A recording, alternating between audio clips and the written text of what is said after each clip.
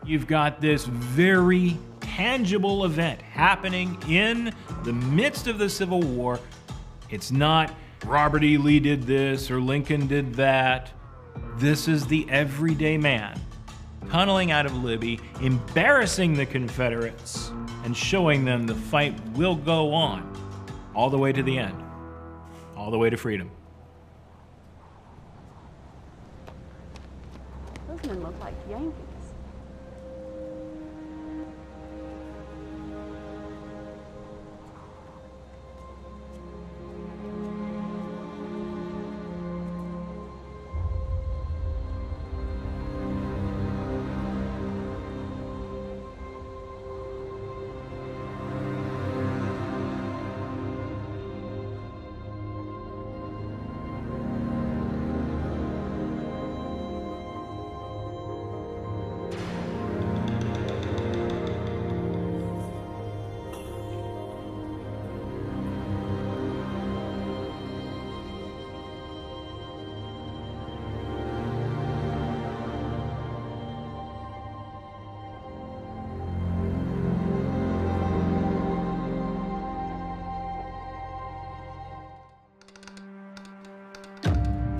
Lieutenant Bennett Young, your suggestions for a raid upon accessible towns in Vermont, commencing with St. Albans, is approved, and you are authorized and required to act in conformity with that suggestion. Signed, C.C. Clay, Commissioner, Confederate States of America. Let's go, boys! Let's go!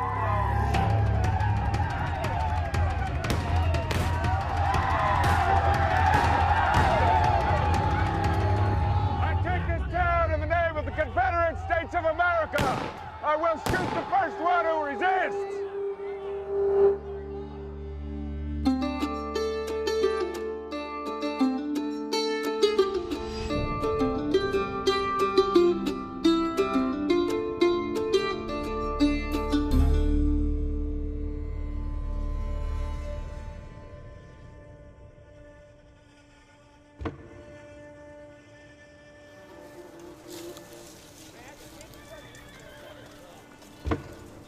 So getting into the fall of 1864, it's 3.5 years into the war.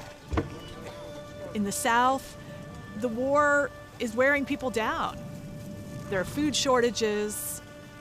People have experienced tremendous losses.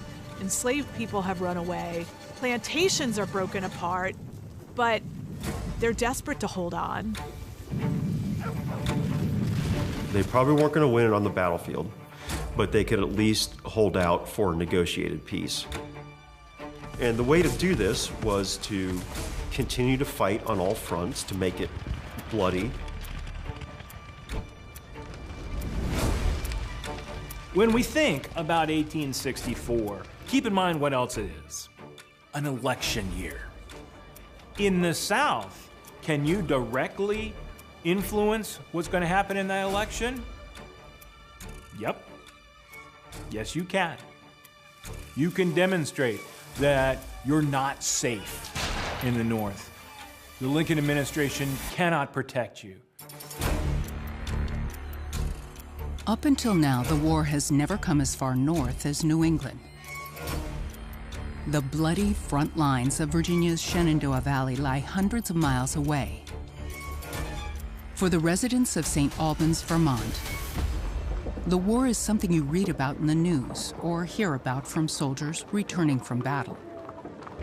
But in a matter of days, the citizens of St. Albans, like war veteran Captain George Conger,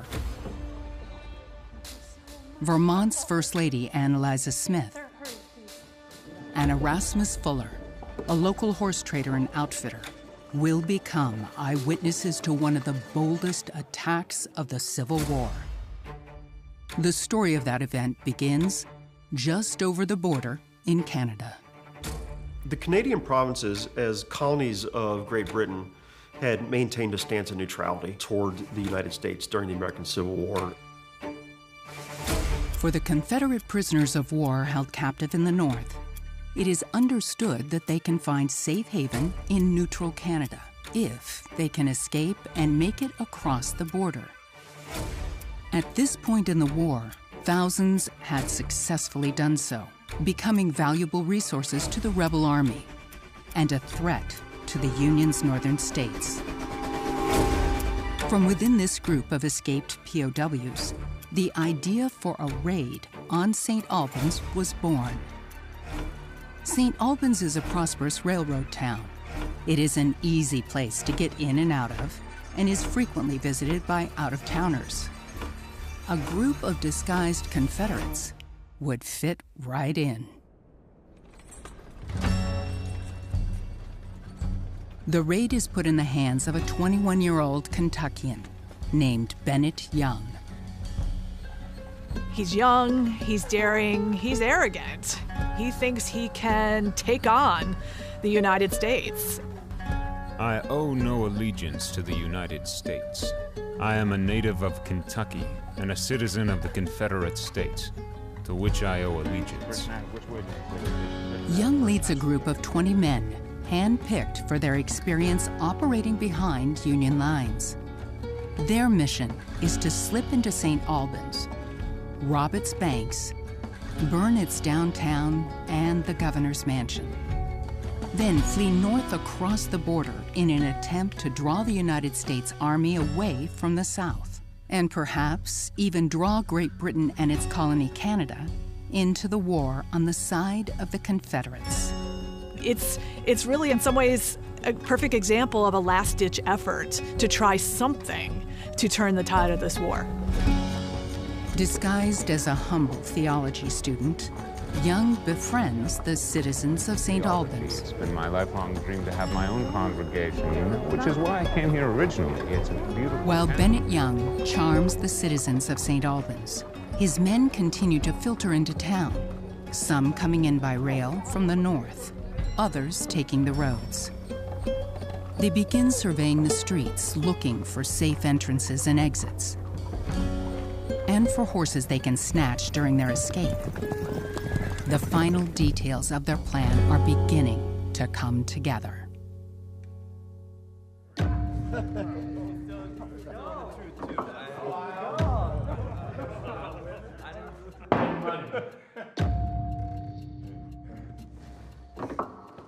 In 2 days' time, we raid 3 banks.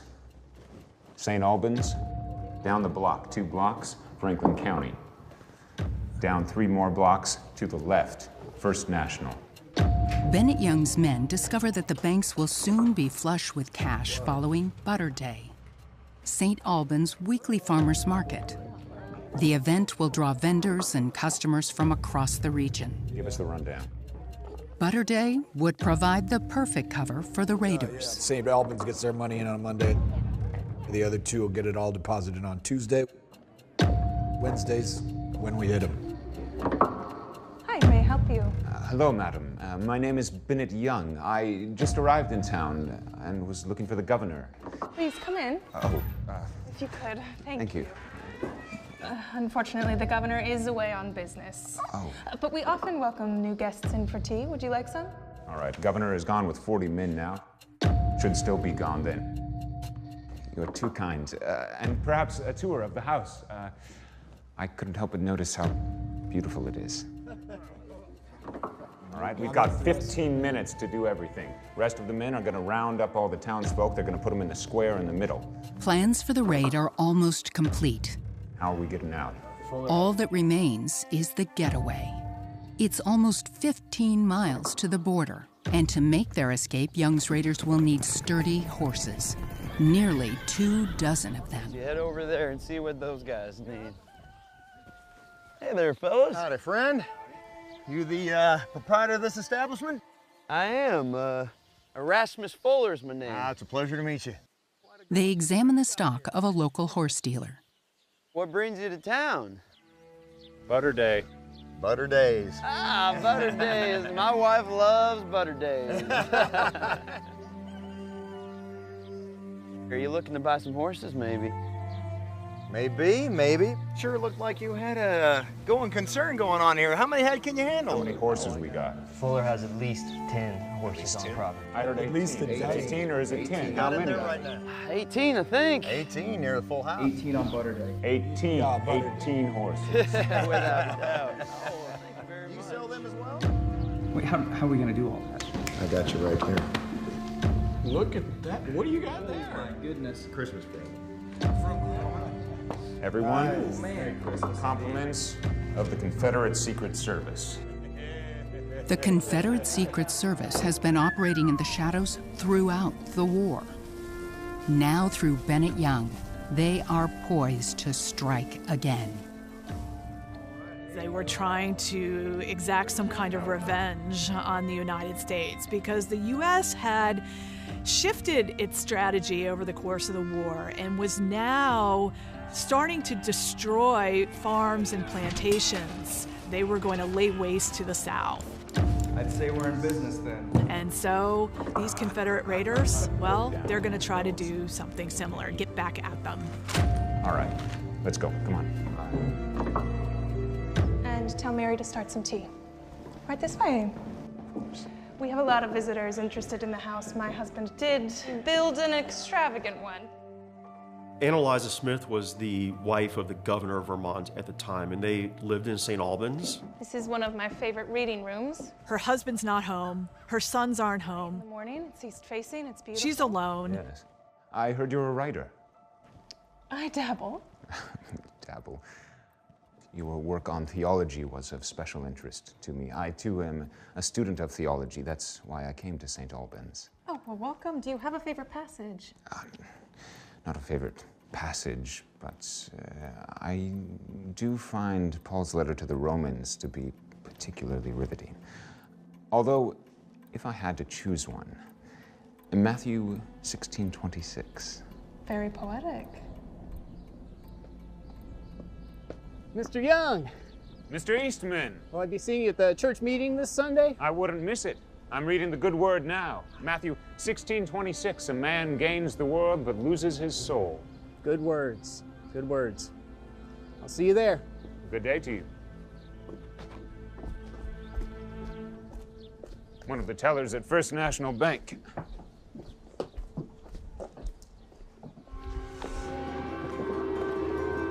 It's butter day. We're gonna go fast. As the town comes alive for its market day, Bennett Young and his men can see their plan coming together. That's beautiful. Really, that's quite a... The downtown is crowded with people from around the region who have brought in their goods to sell and their hard-earned cash to spend. How are you today? How many people you normally get on a butter day? Market day, sure. We have 4,000 people. And oh, 4,000, really? We often get them from Swan. They'll come over.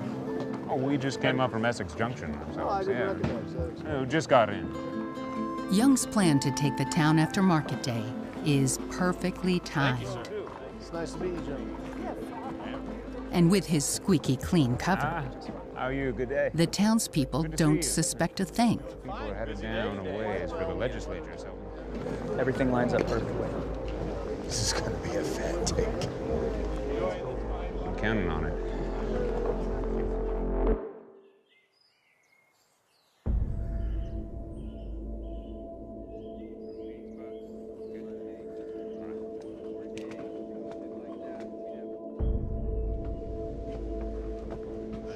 The morning after market day is a busy one for the local banks. Sounds ready.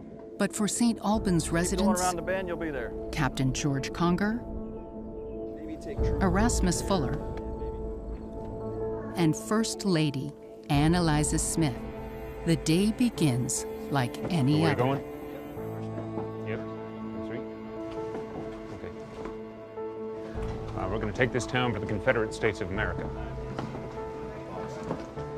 You know what you're supposed to do, right? Ready. You? All right. For Bennett Young and the 20 raiders alongside him, it's the day they have been looking forward to. Their firearms are loaded. The getaway plan is in place. The Confederate raid on the town of St. Albans is on.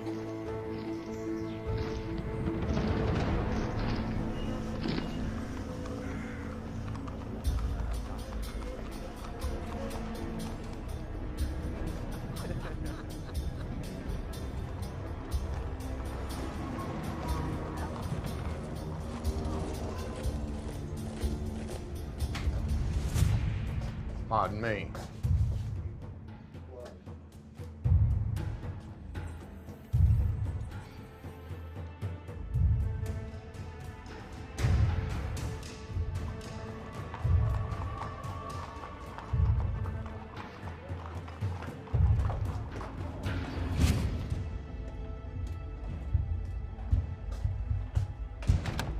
The raiders divide up, filtering into the local banks and returning to Erasmus Fuller's horse stables.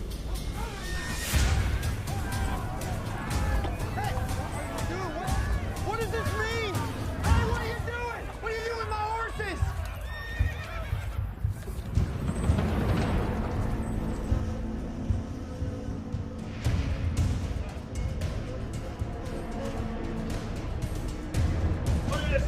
More Confederate soldiers. Hello there, gentlemen. How can I help? Hello back, friend. Let's go, boys! Let's go!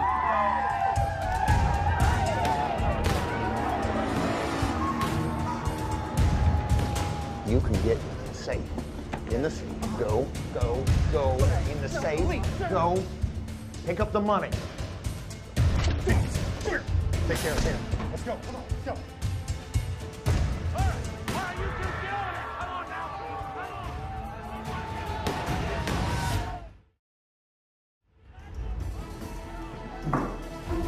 Hey!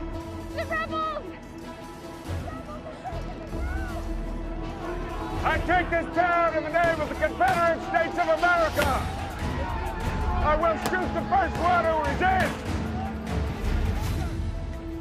Mr. Conger! What's all the commotion up ahead? Raiders! Raiders have taken the town! A battle-hardened cavalry captain, Conger instinctively heads toward the fight. Gather up all the weapons and meet me at the grave! Come on.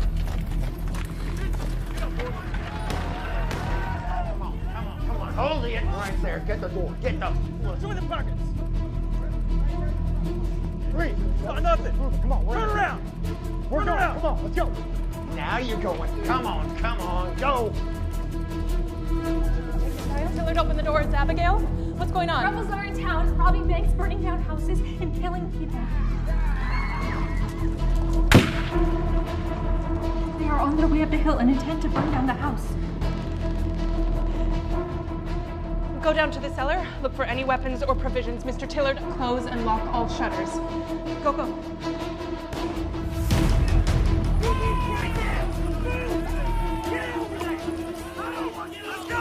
Amidst the chaos, Captain Conger rallies the townspeople in defense of St. Albans. God damn it, if you don't hold still, I will shoot you!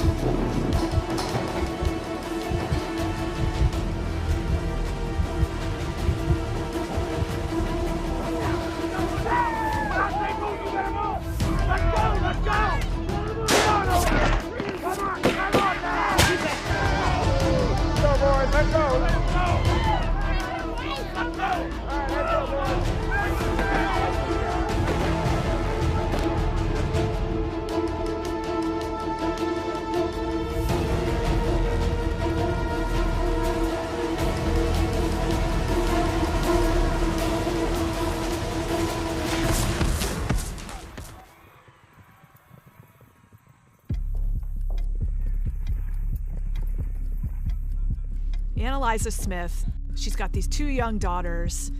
She takes matters into her own hands. She's going to protect her family and her house no matter what.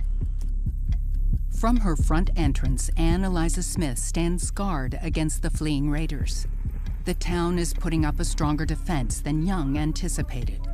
He calls off the attack on the governor's mansion and instead makes a straight line for the border. I never before felt so murderous. The frenzy of battle was upon me. She was a key witness to the raid and a good example of how Northern civilians reacted to it. She was frightened, but she still mobilized her household to resist any raiders that came.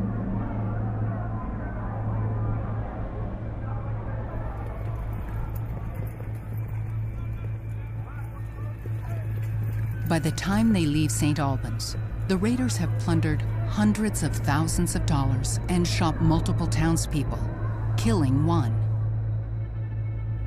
We should see St. Albans as an act of terror. The town is now sitting there in fear. I mean, the incitement of fear. That's really, at its heart, what terror is all about. The town is left stunned but defiant. They had let the raiders into their corner of Vermont without realizing, but they aren't going to let them escape it without a fight.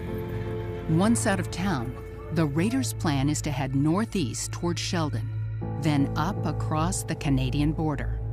The success of their escape will depend on two things: the strength of their horses and the response by St. Albans citizens. If you see any raiders, kill them.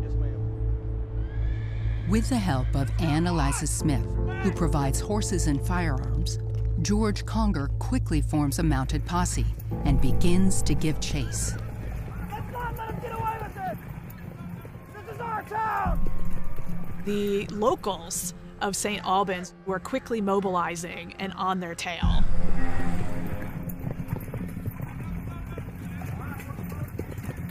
The raiders are riding hard through the countryside, but they still have miles to go before reaching the border.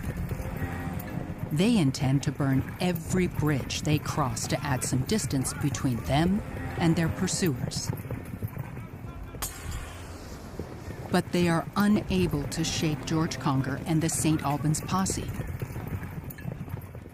Then, Young's escape plan faces a new, unexpected obstacle. Bennett Young and his raiders aren't riding military-issue horses. Keep a sharp eye. They are riding whatever they were able to steal. Horses are lame. They're farm horses, you know. Can't run no more. You need to go to that farm and get some new horses. The raiders' attempts at torching bridges are also beginning to fail. Young and his men have packed an ancient incendiary device known as Greek fire, small jars of flammable liquid phosphorus. But on this day, a combination of damp ground and quick thinking on the part of the Vermonters thwarts the raiders' plans. But despite their weakened horses, failed incendiaries, and the desperate pursuit of the St. Albans posse, by nightfall, the raiders make it across the Canadian border. They think they're home free, but they are not. The posse from St. Albans approaches, and instead of turning around as expected, Conger leads them forward. It's a risky decision that could play into the hands of Bennett Young and the Confederates. Once the men got across the border, it now raised questions about Canada's neutrality. George Conger and the U.S. men had to be careful of not doing something that would pull Canada in to this fight. The posse learns that the band of raiders has broken apart and dispersed. Knowing they are in neutral territory outside of the jurisdiction of the United States, Captain George Conger relents and orders his men back to Vermont. Bennett Young and his raiders remain in Canada at large.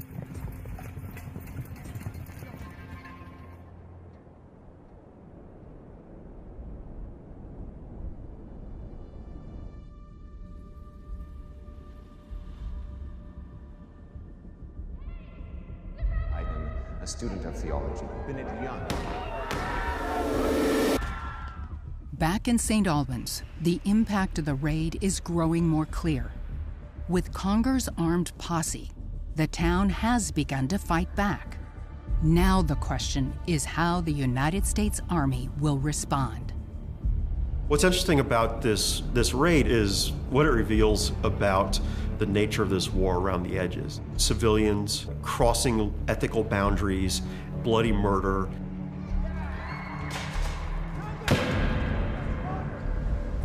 The next morning, back in the United States, Captain George Conger receives a telegram from General John Dix.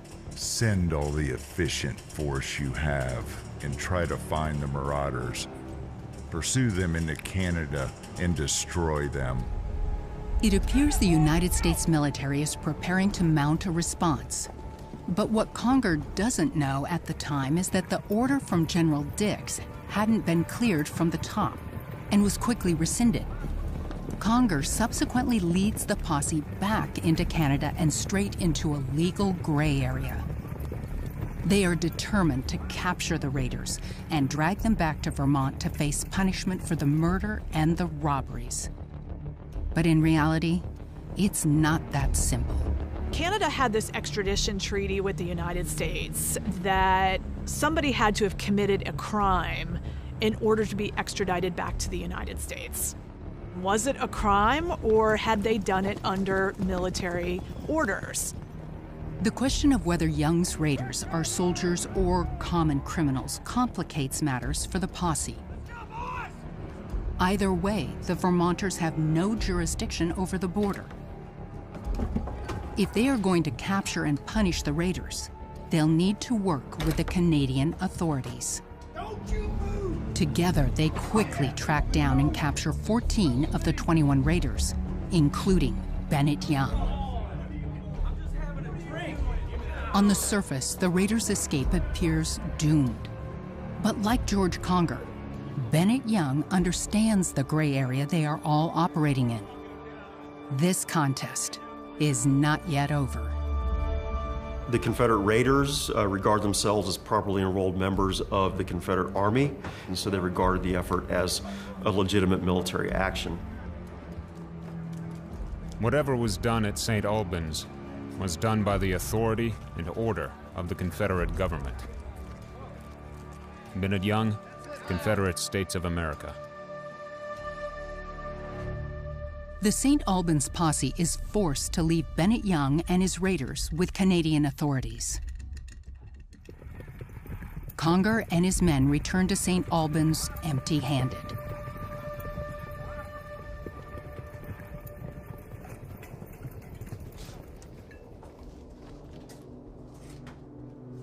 As the Canadian authorities consider Bennett Young's fate, he is more than happy to play the victim and plead his case through the press.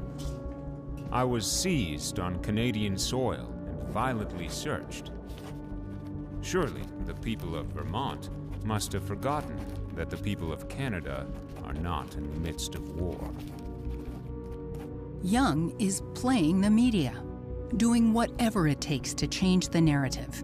From a story of rebels crossing into the United States to terrorize an innocent northern town, to a story of the American military illegally crossing into neutral Canada to attack Confederate soldiers. That version of the story, he hopes, will create an international crisis and give Canada and Great Britain the justification they need to join the fight on the side of the Confederate States of America. Confederates had long been convinced that Great Britain would intervene on their side because of economic interest. Certainly slave-grown cotton, the source for Great Britain's vast textile mills in England. The raid ultimately fails to draw the Canadians or the British into the war. But it wasn't all bad news for Young and his crew. By the time they were captured, most of the stolen cash was already well beyond the reach of the authorities. And while confined, they are treated more like guests than prisoners by their jailers. Photographs from the time show the raiders posing in their finest outfits, relaxed and comfortable. And then, after weeks of legal wrangling and headlines in the press, the Canadian courts take Bennett Young's side and determine that he and his crew were working under military orders and thus could not be extradited to the United States for punishment. Post this for me immediately. The St. Albans raiders had completed their escape, but the impact of their raid would be debated for years to come. They had delivered a surprise blow to the United States, but their objectives of looting and burning St. Albans and possibly drawing Canada and Great Britain into the war had largely failed. Still, their raid left a permanent scar on a once peaceful town near the Canadian border. We like to imagine brother fighting brother on honorable battlefields, but they targeted civilians, they robbed the bank, they killed a civilian with the intention of terrifying northern United States. If that's not terrorism, I don't know what is. I cannot classify the St. Albans raid as any kind of success. I don't think it accomplished anything in the end for the Confederacy.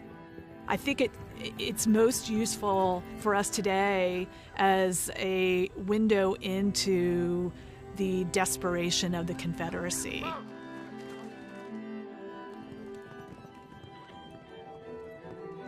For the central players in this dramatic affair, life would go on, but never be quite the same. For her brave response to the raid, Anne Eliza Smith was conferred the honorary military title of Lieutenant Colonel.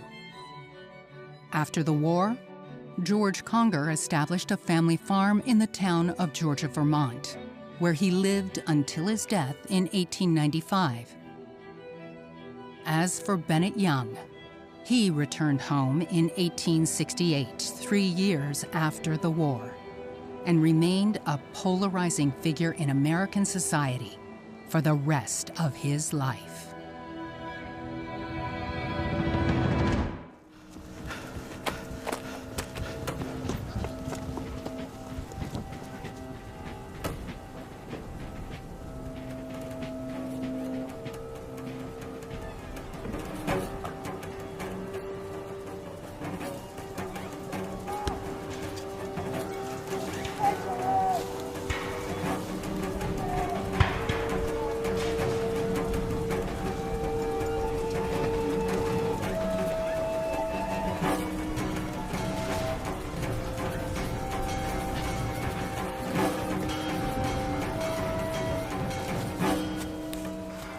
Where are you going, boy?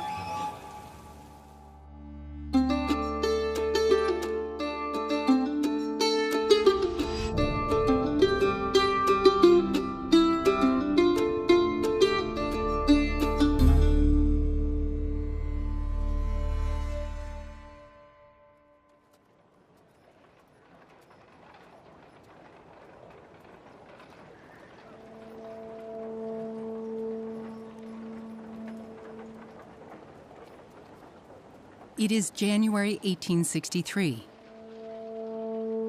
Abraham Lincoln's executive order, the Emancipation Proclamation, has changed the legal status of millions of African Americans from enslaved to free. But for those held behind Confederate lines, the buying and selling of men, women, and children, like 16-year-old Wallace Turnage, continues.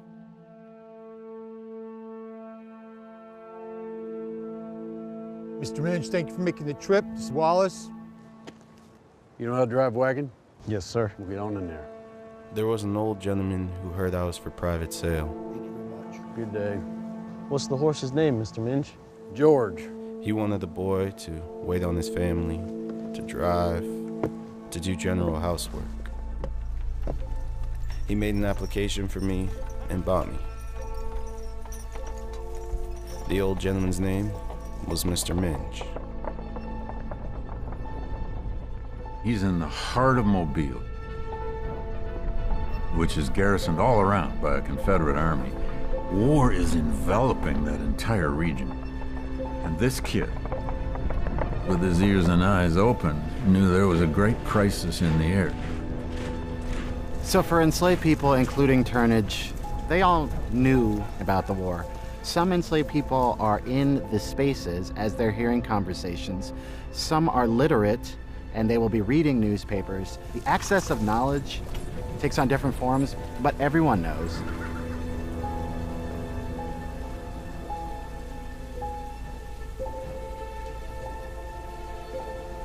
Mr. Minge, I don't think this harness is gonna make another trip. Is there another one around you have?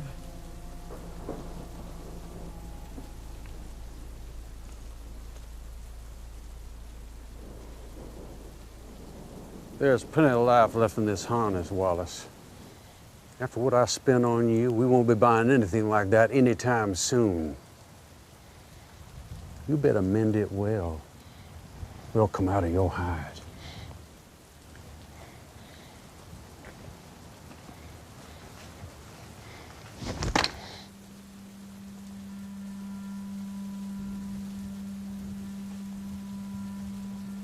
Mr. Minge gave $2,000 for me.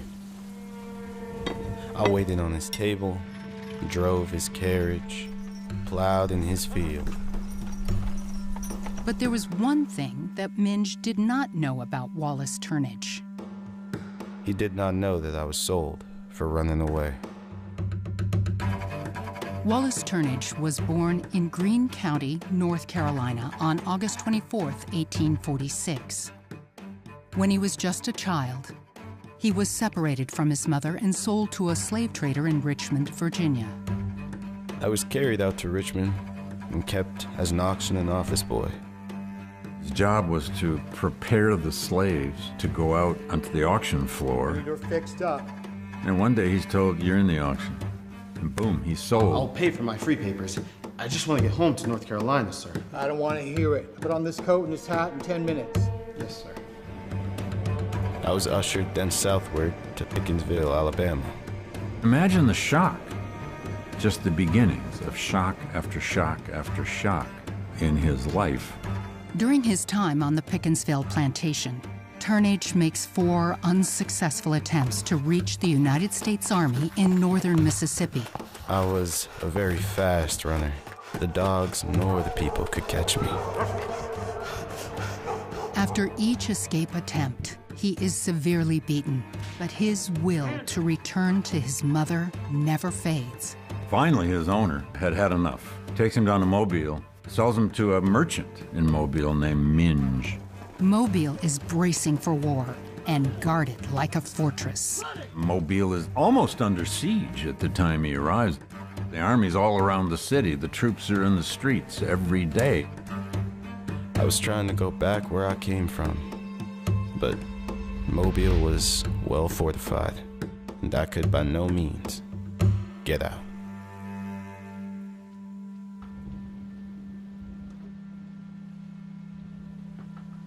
The enslaved experience for men, women, boys, girls is going to be very different.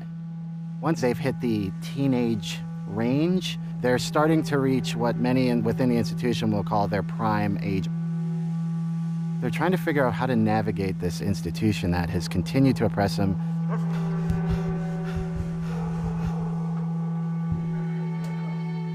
Each act, fighting for his freedom, was a demonstration that he clearly was opposed to what was being put on him.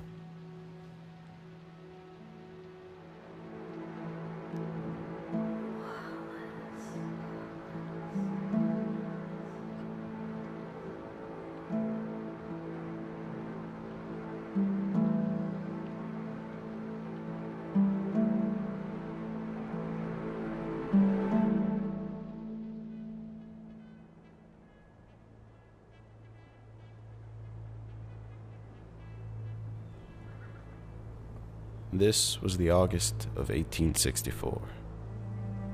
Mobile was in quite a stir. You hear that? That's Farragut and his damn Yankee fleet.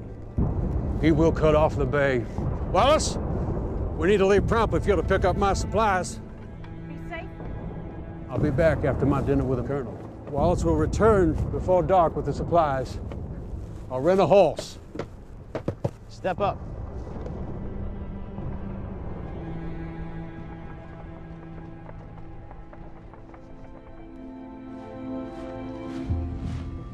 Now, Mobile at that point had become a huge strategic site in the Civil War.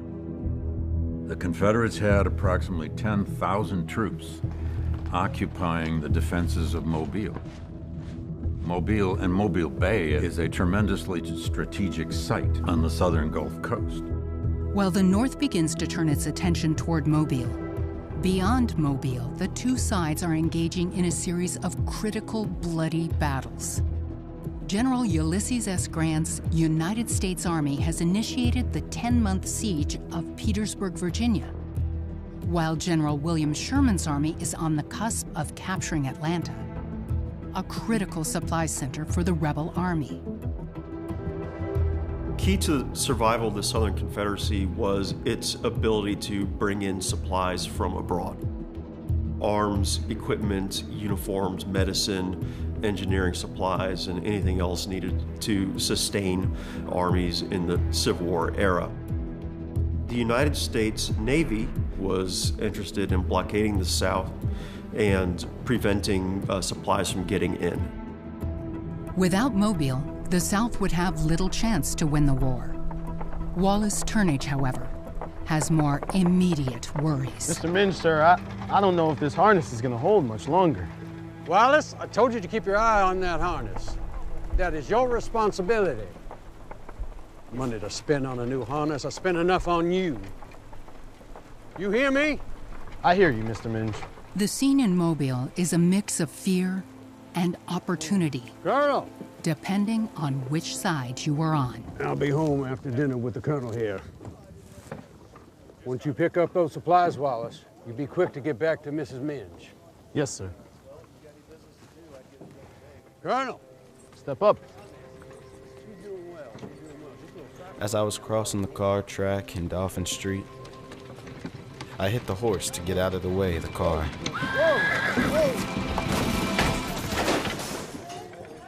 Out he went like a locomotive. I had to let the rein go.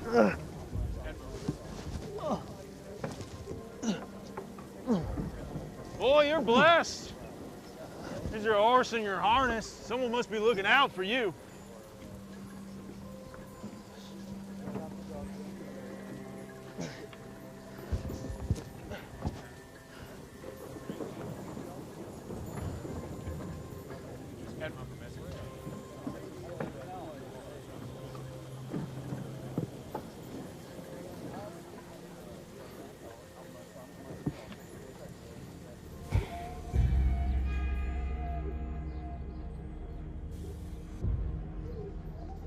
Where's the carriage? The carriage is in town, ma'am. The harness broke. Boy, he warned you about that harness. You're gonna learn to hate him. Ma'am, there isn't a man in the state of Alabama that could have fixed this desecrated piece of hide you call a harness. I got angry. Dare you speak to me that way? And spoke very short to her. Get in that cellar! When Mr. Minge gets home, he's gonna teach you some manners. That is a certainty. Now, this was counted the height of impertinence of a slave in the South.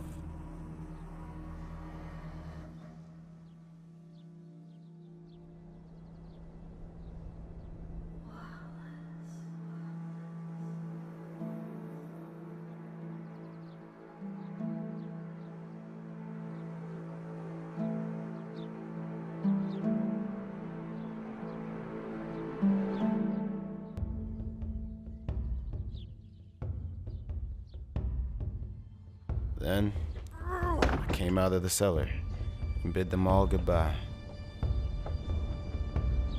And went down into the city of Mobile. Having just been in Mobile, Turnage knows that the city is surrounded.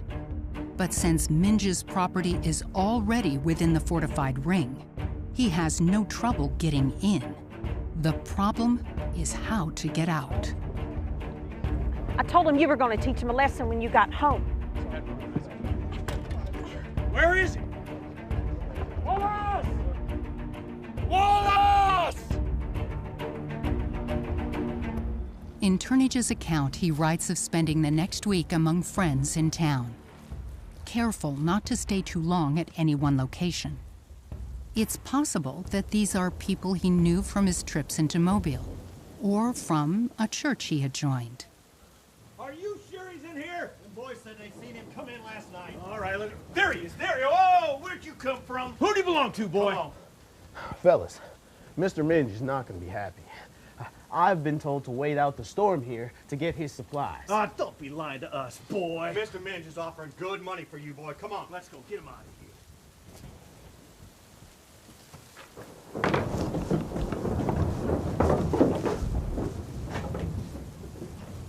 Thank you, Lieutenant. Well done. Sir.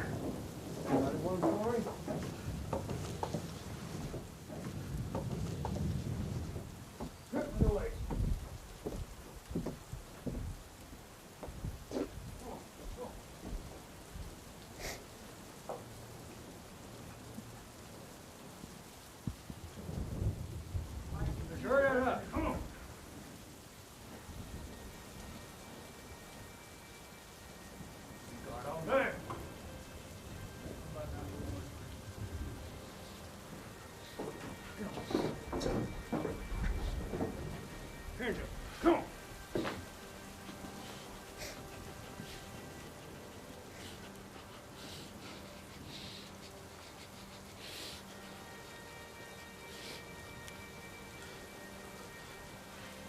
So they tied the rope around my legs and arms. And they had a strap there, about 2 or 3 leather stake. And they hit me 30 lashes with that strap. Every lick took the skin off. That was the worst whipping I had ever had.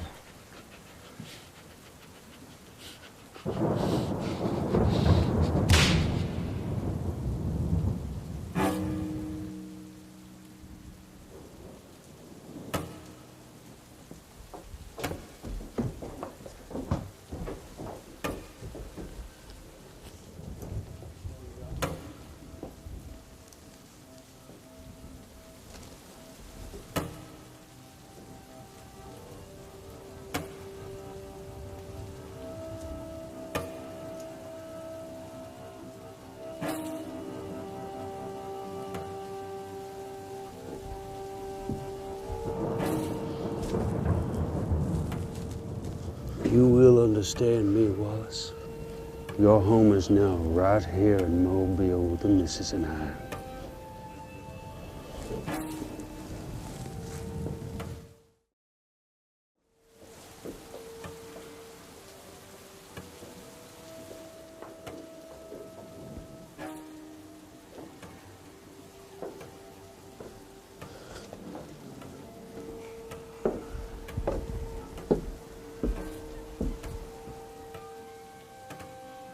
God only knows what his back and his body must have looked like.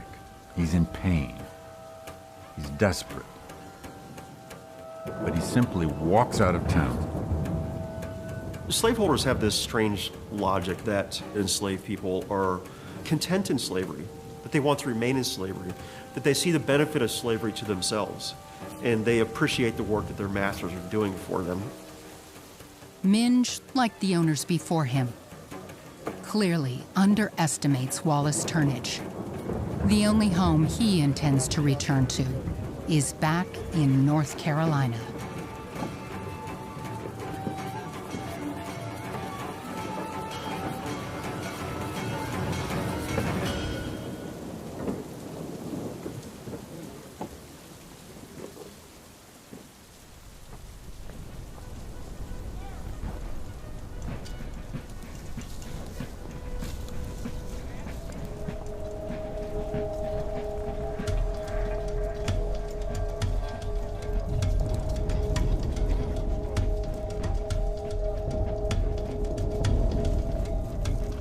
Turnage understands that the U.S. Navy is nearby in Mobile Bay, but reaching them will be a near impossible task. After getting outside Mobile, he'll need to walk more than 20 miles through a remote wilderness and then hope to make contact with United States troops near Dauphin Island. Since the Emancipation Proclamation, enslaved people knew that they could often find a safe haven within a U.S. military camp. They might even find an opportunity to join the fight. But for Turnage to have a chance at reaching a U.S. military base, he'll first need to slip through Mobile's fortified ring.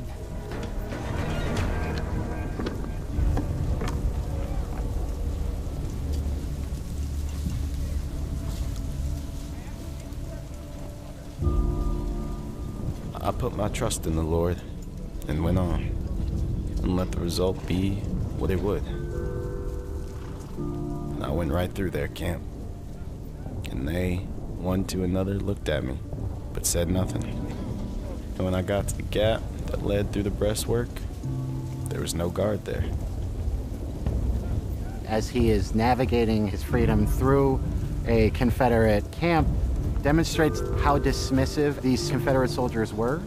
Turnage is using the system of oppression against his oppressors to gain his freedom.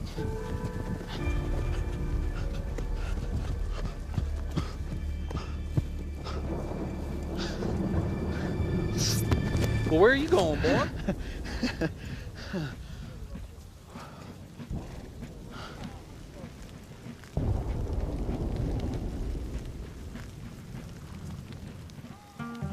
At this point in Turnage's account, he writes that he is barefoot.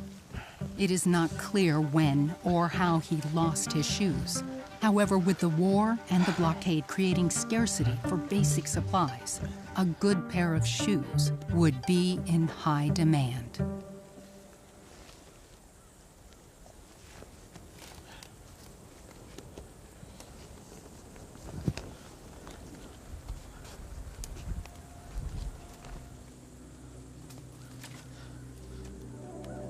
Passing through the Confederate camp is just the start of Wallace Turnage's ordeal. He still has some 20 miles between him and his goal.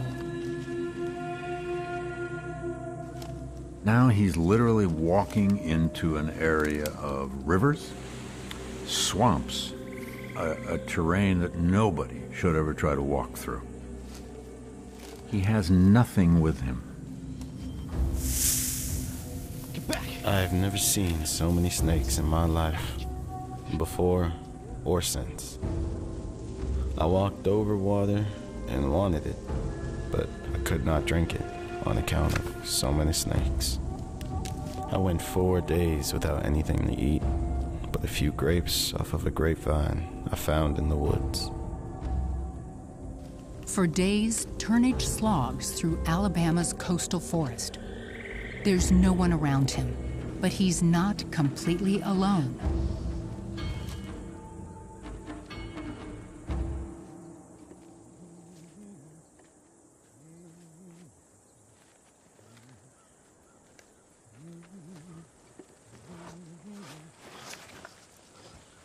Whoa, whoa, whoa.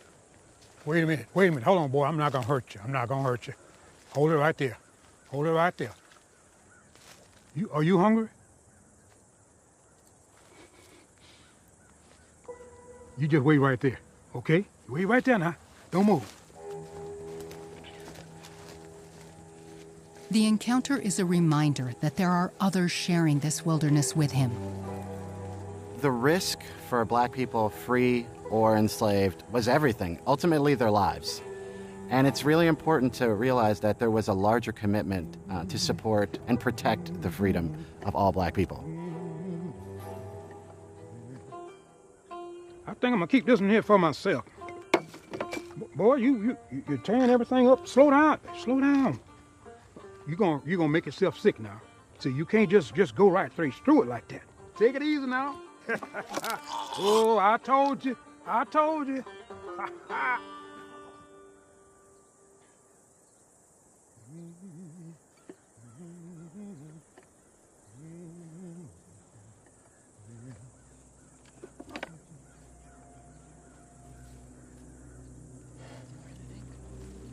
How this kid physically survived this for a period of almost 3 weeks, it's just hard to believe. He's been through so much horror, whippings, beatings, savagery. He's a survivor. Fortunately for Turnage, while he has been fleeing slavery, in Mobile Bay, the United States Army and Navy have been decimating the Confederate defenses. While running a lethal gauntlet of floating mines, they first dismantle their Navy and capture the ironclad CSS Tennessee. Then they capture the 3 forts guarding the bay. First Fort Powell, Fort Gaines, and later Fort Morgan. The United States military is slowly coming into Turnage's view. If he's to reach them, Turnage must continue his journey south while avoiding the attention of Confederate pickets. The pickets travel too wide along a pair of roads stretching through the wetlands. I had not gone far before I saw that I was in the rebel picket lines. When I saw 2 men come down the road, I would lay down in the broom sage until they passed.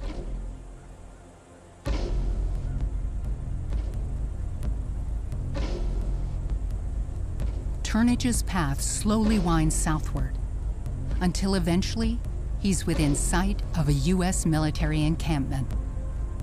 He finally gets out to the tip of the mainland, a place called Cedar Point. And then he spends another series of days playing cat and mouse games with some Confederate lookouts.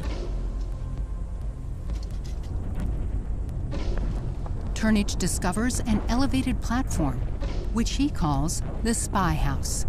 It is an excellent vantage point for observing the bay and Fort Powell.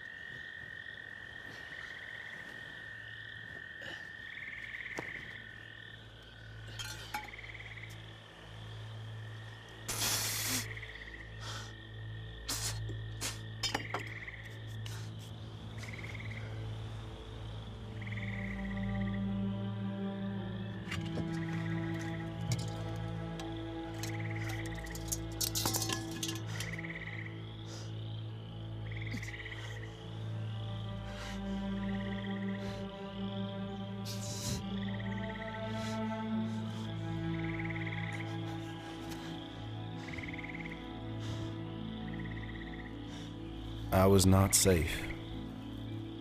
The Lord had brought me that far. I believed He would carry me farther. I prayed faithfully on Friday night that He would remove me from that place.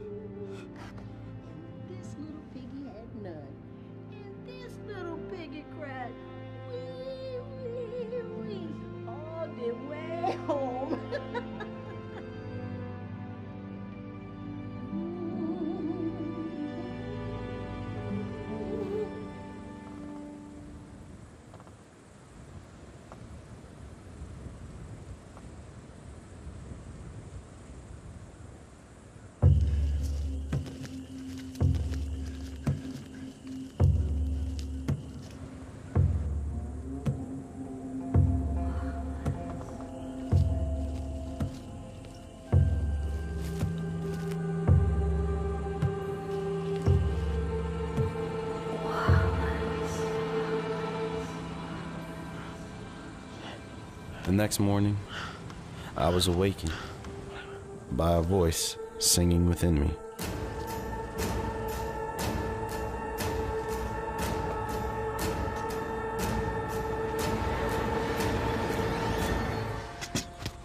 You leave the cork out of my whiskey? It wasn't me. Looks like the same footprints from the shore. Well, go find him. Go. I got up and came down out of the spy house.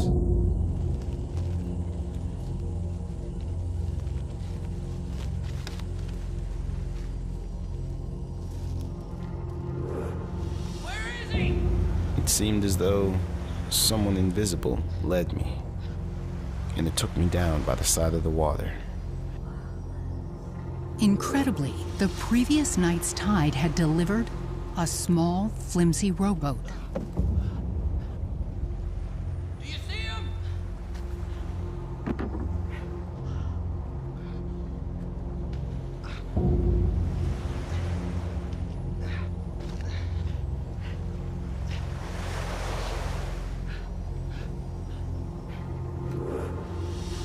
I got in the little boat, and it held me.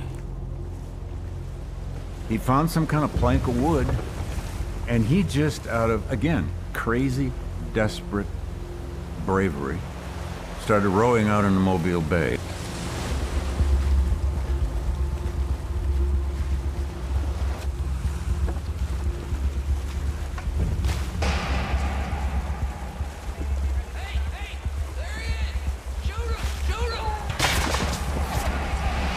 The tide is low, slowing Turnage's progress and keeping him within range of rebel guns. His destination, Fort Powell, is still nearly 2 miles away. He is fighting in every way to reach a new life. Psychologically and mentally, can I make it? It was never simple. As he pushes further into the open water, Turnage learns that his small, ragged rowboat is barely seaworthy. I looked up the bay and saw the water like a hill coming at me. Once he is within sight of Fort Powell, he begins to hear shouting. Hey! Do you see me? I'm over here! Hey, please! In the midst of my struggle, I heard the crash of oars and saw Yankees in a boat. Hey! Help! Help! I'm sinking! My boat! Hey! Burn my hand!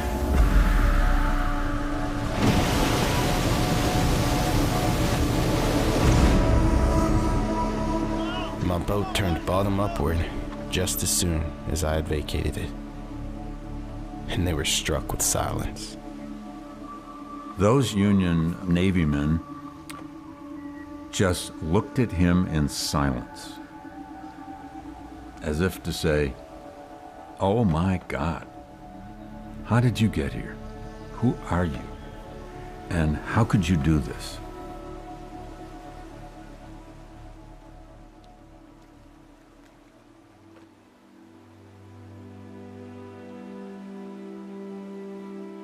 They rowed him to Fort Powell, which was on a little island he could see from his Cedar Point hideaway.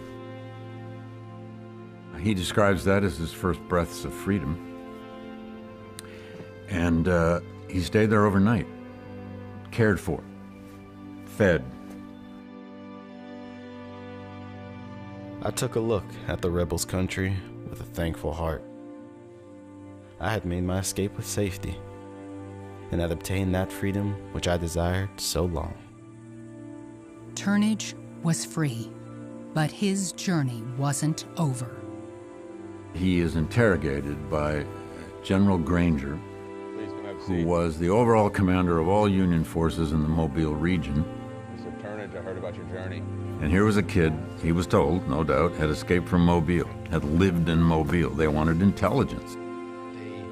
The best intelligence information that the United States Army acquired came from enslaved people that were fleeing their captivity in the Confederate States. The condition of Confederate morale, what was happening behind Confederate lines. Farragut's victory at Mobile Bay cut off one of the last of the Confederates' deep-water ports. 8 months later, Wallace Turnage, now working for the U.S. military, would see the city of Mobile fall as well. Next, he would go through New Orleans to Natchez and Vicksburg, then to Baltimore, where he makes arrangements to finally reunite with his mother in North Carolina. As he would later write, "This wound up my 5th and last runaway."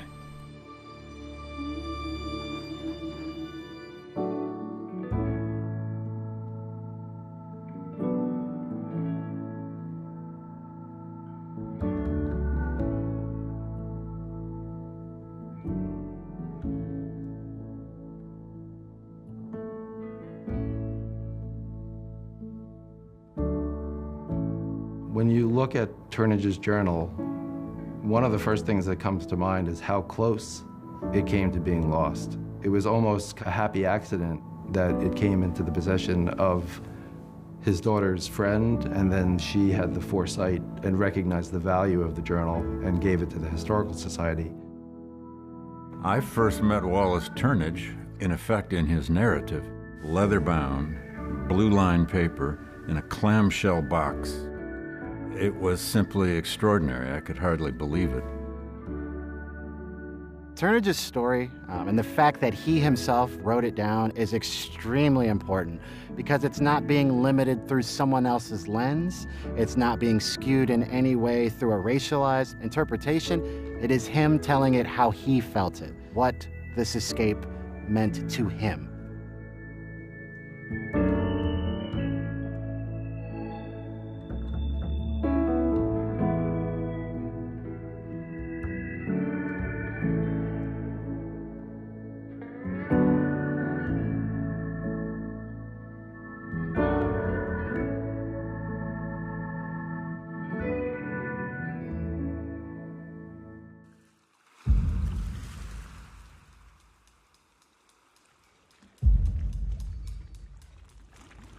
Anybody else here?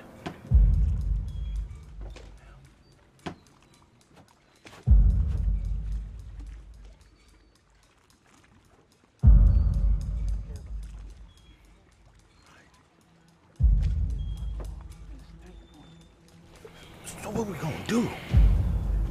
We either lock him up in the stateroom or we kill him. Oh, I ain't ready to kill nobody, Robert. That wasn't part of the plan. What about for our families? We ain't never killed nobody before. Right, Robert. I know about this, Robert.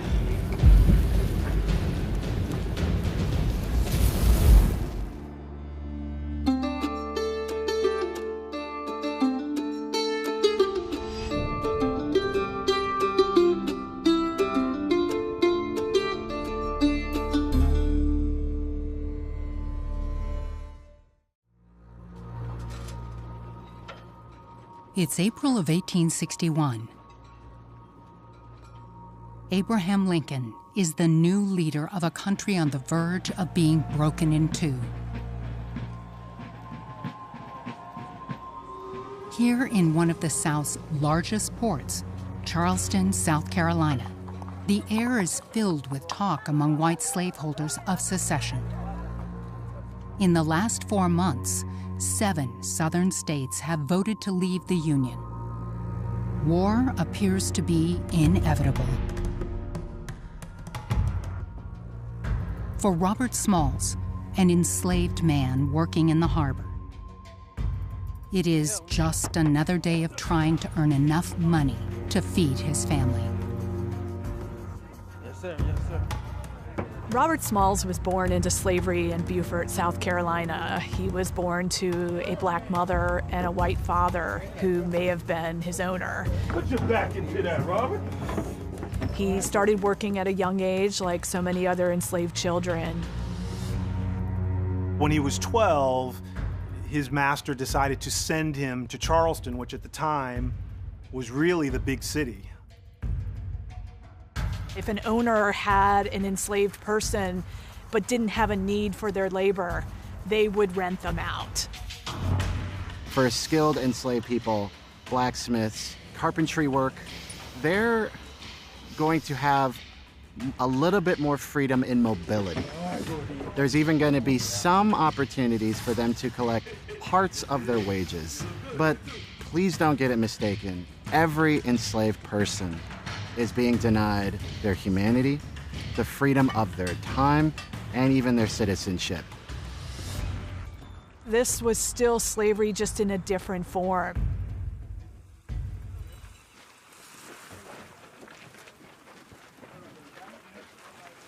When he first got to Charleston, Robert just had odd jobs here and there.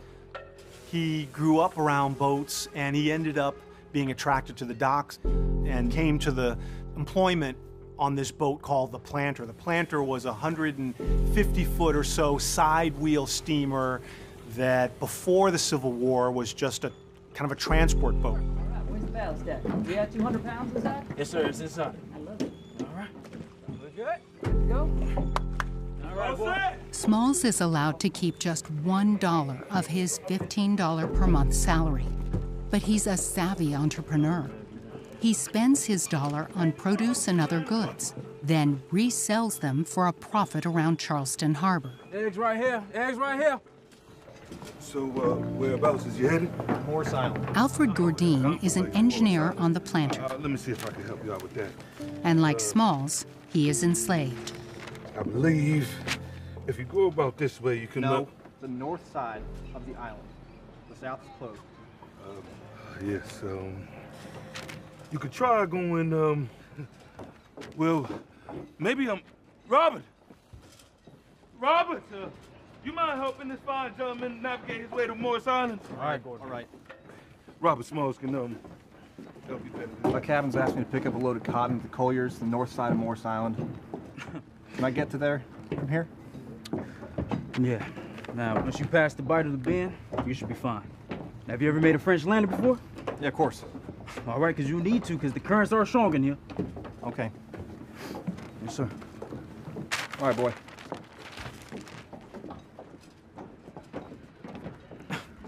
I mean, how long it's been he still don't know the harbor?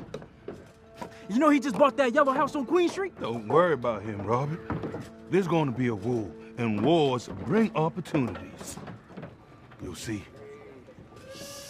At first, he was just a laborer. He was loading and unloading the boat. But again, he had this knack, you know, this predilection toward achievement and toward doing things. Did you find eggs over here? Find eggs. All right, now don't forget, we're going to be running hot. Then very quickly was recognized for that. So as we come out of the harbor, how many fathoms are right outside the harbor? 4, sir. Look at you, all right. Boy, you Hey, got now. it. Keep getting it. Hey, you. Where's your badge? In Charleston, Come on now. hired out bad workers, boy. like Smalls, are forced to display stamped tags listing their registration number and their trade. You keep this visible now, here. Yes, sir. A constant visual reminder of their place in society. I know you talked about taking this way down the harbor, but I've been told that the tides are low down there. You might have to take a different route. All right. Time to reroute it. Good job, Rob. How long until we get full steam? Gourdine says about an hour, sir. Captain, I need you at the docks. I'll be right there. This time, why don't you take her out? Yes, sir.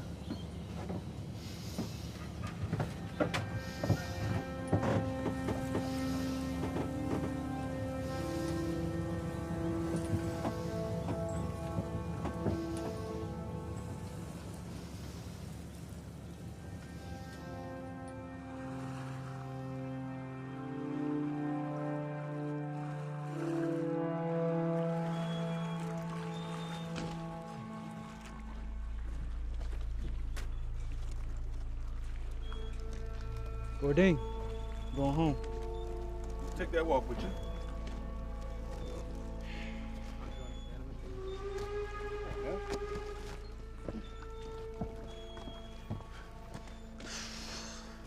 How'd it go today? Didn't do so good. Really? Didn't sell much of anything today. Usually sell out. And it's gonna kill me. Don't be too hard on yourself, yeah? All right, man. I'm gonna tell Hannah and Linty. You're bright. One of the brightest men I know. Say hello to the missus.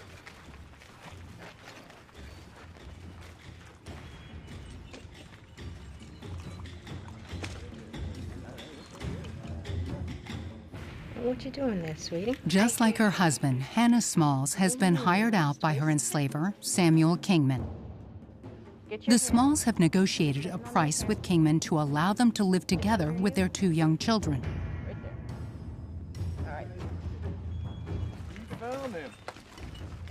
There is even an arrangement in place for Robert to eventually purchase the freedom of his family.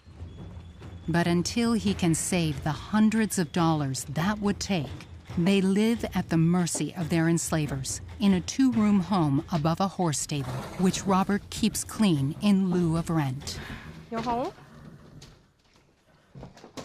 The Black family unit and their desire to keep them together was extremely important.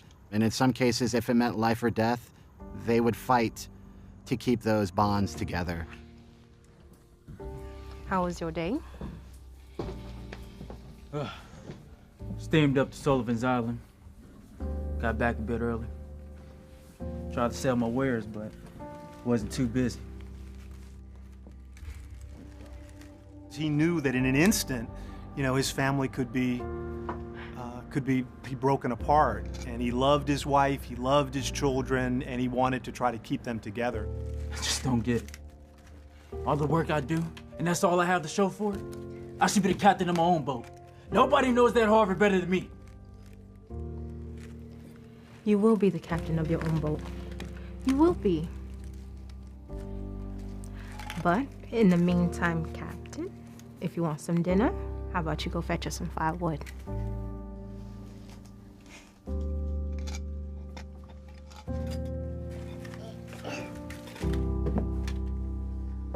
As Smalls himself would later say. Our lives were one long eternal night. Not even an occasional silver lining in the sky of our existence to bid us hope for a brighter future or a happier day.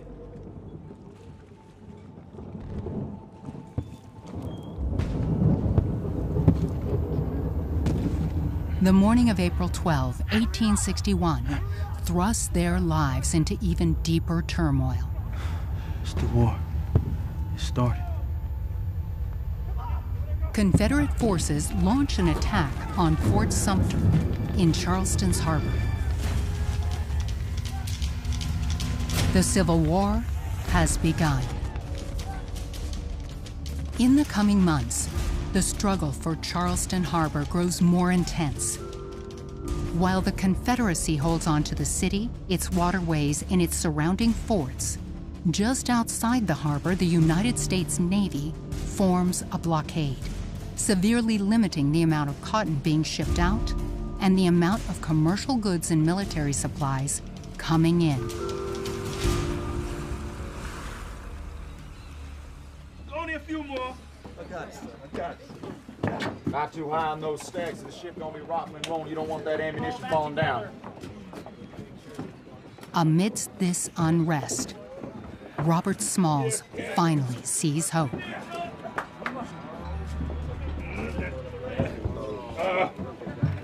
that's a big one, John. War creates chaos, but it also creates opportunities to fundamentally change a society in ways that no one ever envisioned. One of the immediate impacts of the war is that Smalls' ship, the Planter, is leased to the Confederate Navy. One of the interesting sort of paradoxes of Robert's life was that for a period he was working on a Confederate boat and in some ways working to do the business of the Confederacy. The Confederacy is desperate for labor for its army and its navy. And what labor do they have? Enslaved people. As an enslaved person, literally from moment to moment, you don't have control or agency or dominion over your own body, over your own efforts. They've got to hold on to this enslaved labor because this is going to then free up white men to shoulder guns and fight. And they already don't have enough white men to match the Union.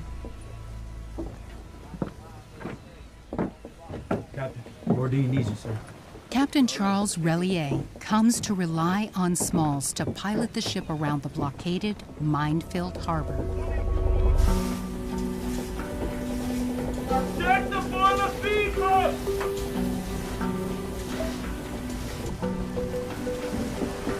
From his vantage point in the wheelhouse, Smalls studies the movements of the Confederate Navy As far as the eye can see, really. and the gestures of Captain Relier. Yes, sir.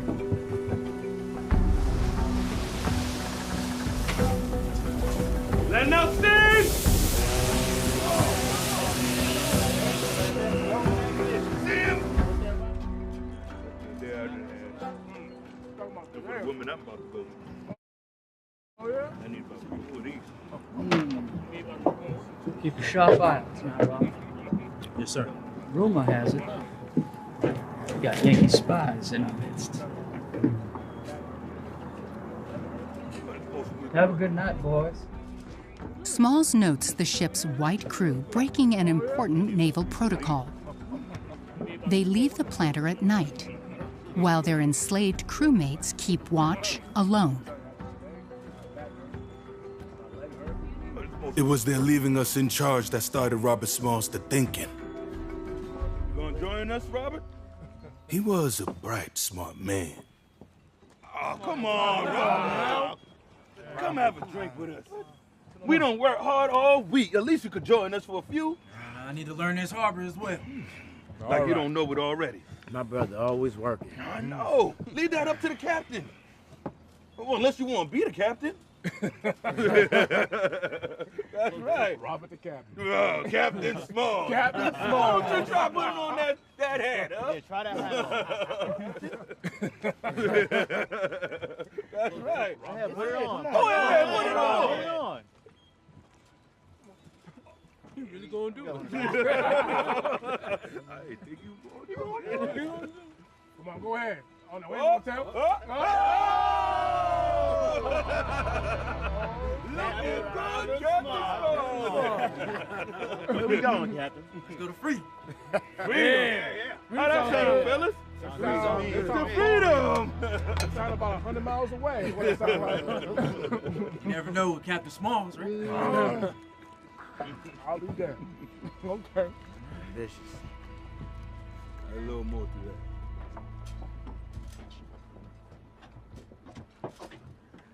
Mind if I join you? Time.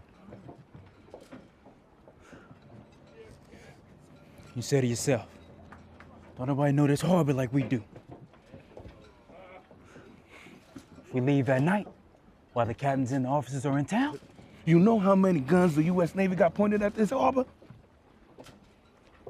If we hit one of them torpedoes, she might blow. we know where they are, Gordine. Smalls reveals that he has been thinking of an escape. You thought this through, Robert. Yes. And in God I trust. Dean, I need your help in the boiler room. Just by sharing his thoughts, he was putting himself and the crew in grave danger. Okay, Robert. Okay. I was frightened at first, but when Robert got through talking, I was satisfied that he knew what he was talking about. It couldn't have entered into their minds that we would attempt to run away. In a way, they seriously underestimated what someone like Smalls could do with the skills and the training that he got in that line of work. The next night, we let all the others into the secret.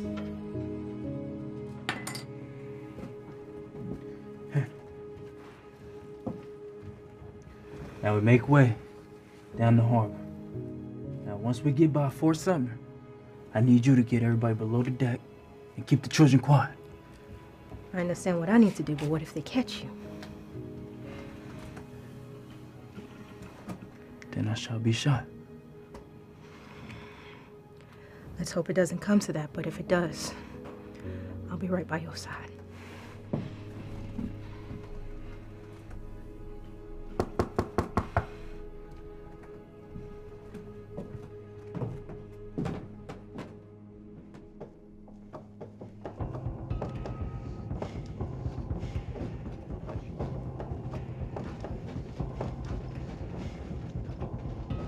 Now, I was telling Hannah. Small's plan is to commandeer the CSS Planter and deliver it to the nearest U.S. ship blockading the harbor, several miles away. Before leaving the dock, they'd need to heat the boilers and hope the volume of smoke coming out of the steamer stack didn't raise suspicion. Next, they'd need to pass a series of armed forts while avoiding submerged mines, and pray that the planter could survive the turbulence of the open ocean. And what's more, they would make this incredible escape with their families on board. And once we leave the deck and make way down the harbor, we'll pick up the women and children on the rowboats here. We need to get to the Union line ourselves, then come back for our families. It's too dangerous. We could be shot, shelled, or hung, or sent back to New Orleans. No! We need to stick together. Now, I know it's risky, okay? But we have to stick together and do this in one night. After talking the matter over for 2 hours, I'm with you, Robert. Every man shook hands with Robert Smalls and pledged himself to be ready whenever called upon. This was no ordinary act of slave resistance. They are risking being sold back into slavery, or they're risking punishment, which could be death.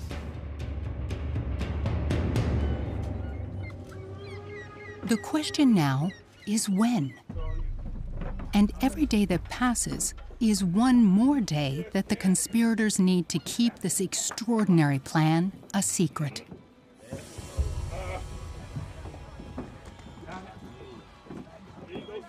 Come on, ladies.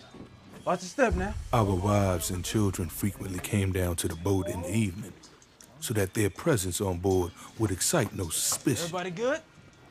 We didn't give the secret away to them, however. Apart from Small's wife, Hannah, none of the women know what is being planned. But they are being asked to spend an increasing amount of time on the planter, Thank you all for coming. so that once the day finally arrives, their presence won't arouse any suspicion. For several days, the crew waits for their opportunity. Smalls has his chances, but he's interested in more than just his freedom. Smalls wanted to carry something besides the steamer out to the Yankees. We were daily engaged in transporting guns and munitions, and he had his eye on 4 big guns. Finally, on May 12, 1862, the big guns are loaded onto the planter. This night was going to be the night. He was either going to fail and was going to die that night. Anybody else here? Or he was going to, get to that federal blockade and he was going to be free.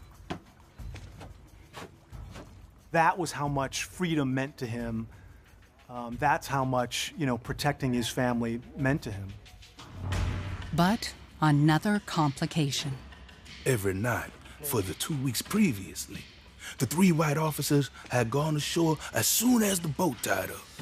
But on this occasion, the maid announced that he would sleep aboard. So what we gonna do? We either lock him up in the stateroom or we kill him. Oh, I ain't ready to kill nobody, Robert. That wasn't part of the plan. What about for our families? We ain't never killed nobody before. Right, Robert. It was finally decided to go ahead.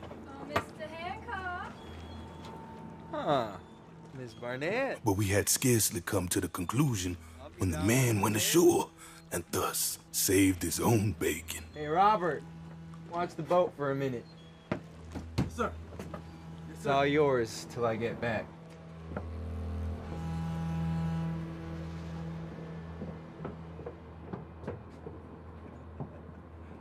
Alone on the ship, the crew readies for departure. Go down to the boiler room, Cordine. We gotta get that steam going. Come on, come on, come on. Smalls races home to tell Hannah to gather the families. We're leaving, Hannah, tonight. Gather all the women and get them down to the boat. Now remember, don't tell them why. Go. Go. Come on, Lydia, let's go.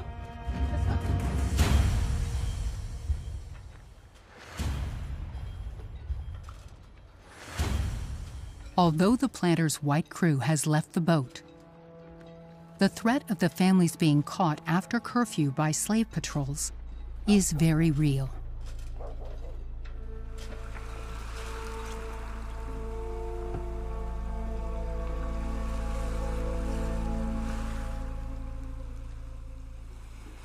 Is that all the women? All of them. That's everybody, Roger. Let's go. We're with you. Okay, everyone. Now, I know it's late, but we invited you here for a reason. I want everybody to pay attention. Robert got something to say. Robert, lead the way. I know what all you thinking. And thank my wife, Hannah, for bringing you all. But we stand. We taking the ship. Now, ladies, calm down. Calm down and listen to what he got to say. Please, let Robert speak. We gotta keep quiet before somebody hears now. And I know what I'm talking about. The cabinet and the officers are in town. Now, we're gonna steam this boat down the harbor. We're gonna give it to the Union. Now, after curfew, we're gonna take all the women and the children down to the rowboats. And then we'll pick you all up once we leave the city. I know it's dangerous, but we're gonna protect y'all. And we're gonna be with y'all the whole way. So y'all ain't got nothing to worry about. Please. I believe in Robert. Believe in him too.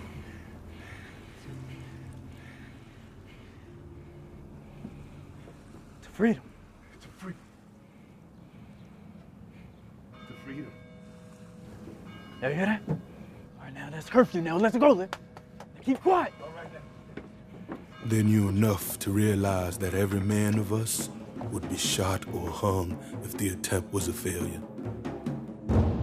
If Robert Smalls had had the grit of a bulldog, he would have let go.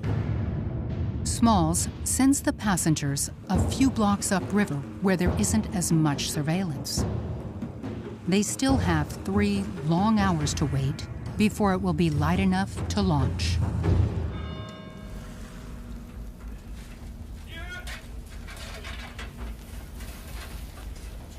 Check the boiler feed pump!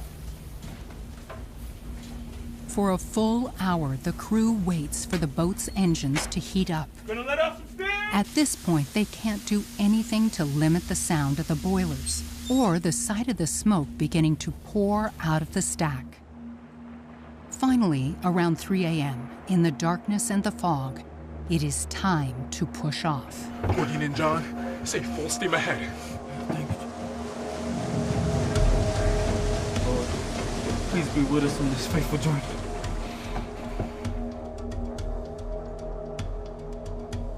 First, they pick up the families at the arranged meeting place upriver.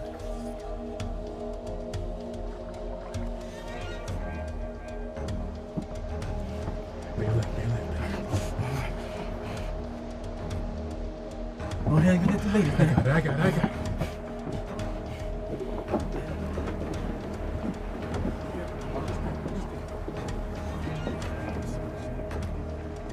Then together, the 16 crew and passengers continue out of the harbor.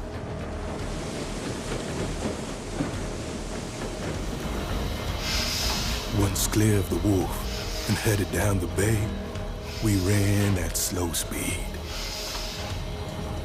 Smalls in the pilot house and steering by the compass held her right down the channel, flying the Confederate flag as usual. They pass by Fort Ripley and Fort Johnson, slowly and without issue.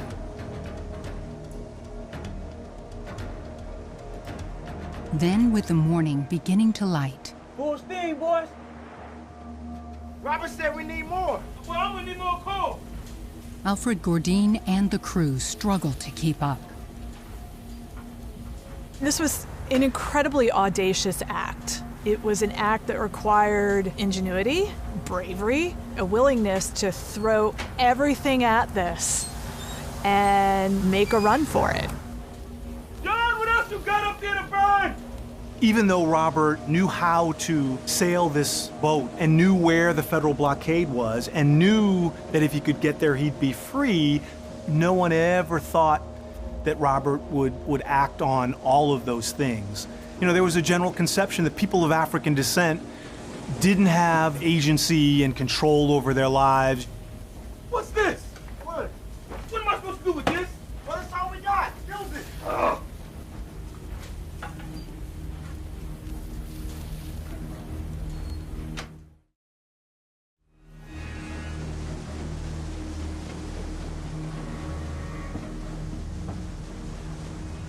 With the morning fog beginning to break, Smalls needs to hide his identity.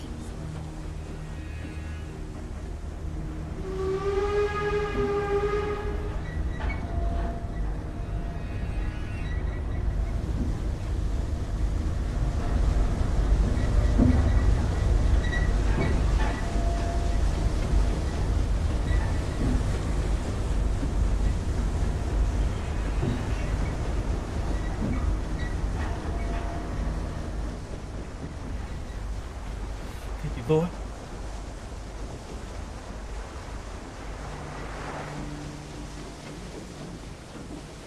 Almost there, everybody. Just one last thing.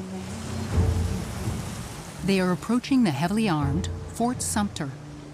Beyond its cannons, the open ocean. A huge boom made of logs, meant to keep the U.S. Navy out, forces Smalls to steer close to Sumter and pass through a narrow channel. When we drew near the fort, every man but Robert Smalls felt his knees giving away, and women began crying and praying again. We're gonna need your help, Father. We're gonna need your help on this one. From the pilot house, impersonating Captain Relier, Smalls steers the planter along the right flank of Fort Sumter.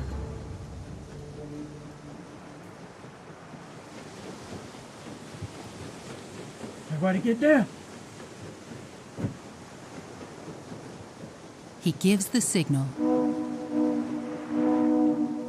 and waits for the countersign.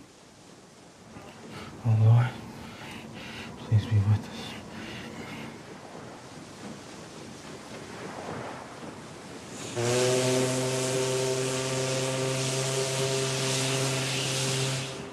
Blow the damn Yankees to hell. We'll rain one of them in. Aye. Smalls kept that steamer right on her course, and when she was opposite the fort, he saluted with a whistle and added an extra toot as a farewell to the Confederacy.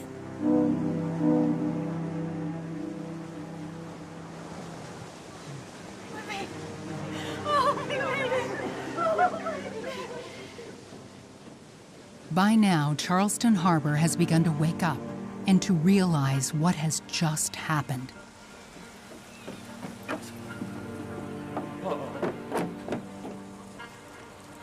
Where's the boat? Where's the boat? I don't know. The planter and its passengers are beyond the reach of Confederate guns, but they aren't yet in the clear. Almost there, boys. With Fort Sumter in its wake, the planter heads east toward the Union blockade. Though Smalls is an expert navigator, the planter was built for rivers and coasts, not the open ocean. Where's the best sheet? Check with my wife, Hannah. She has it. Okay. Hurry now.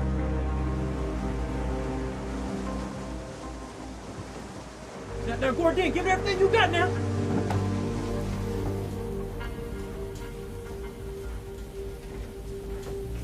Robert says we need to give him more. I'm trying as hard as I can. But what am I supposed to tell Robert? Figure it out.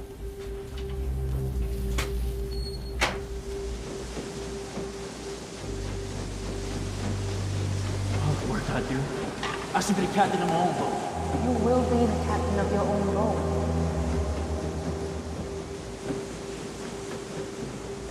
Oh, Lord, please guard us guide us to the land of freedom.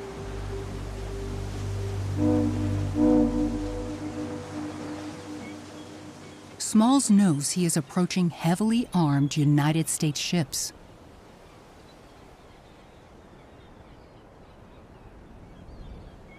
On deck! Steamship! Up the starboard beam!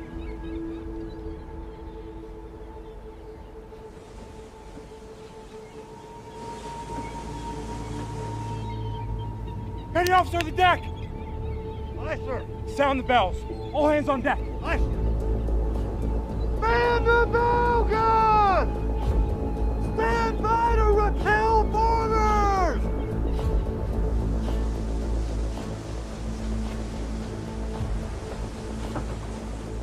You see the guns on that clipper ship? I sure do. Now get that flag down and get that white bear seat up, man. He wants to draw their attention without drawing their fire. Sir, guns are manned and ready. Stand by. Aye, aye. Hey, you gotta hurry now. Get that white bear seat up, man.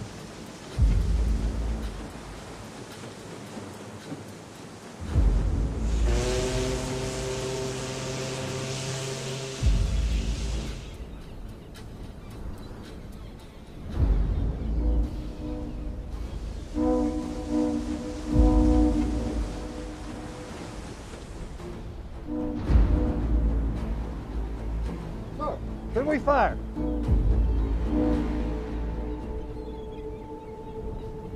Sir. Hold your fire. Aye, aye.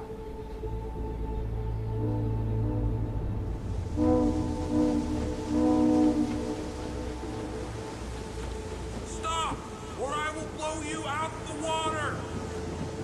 Shut down the engines! Shut down the engines! We surrender! We surrender!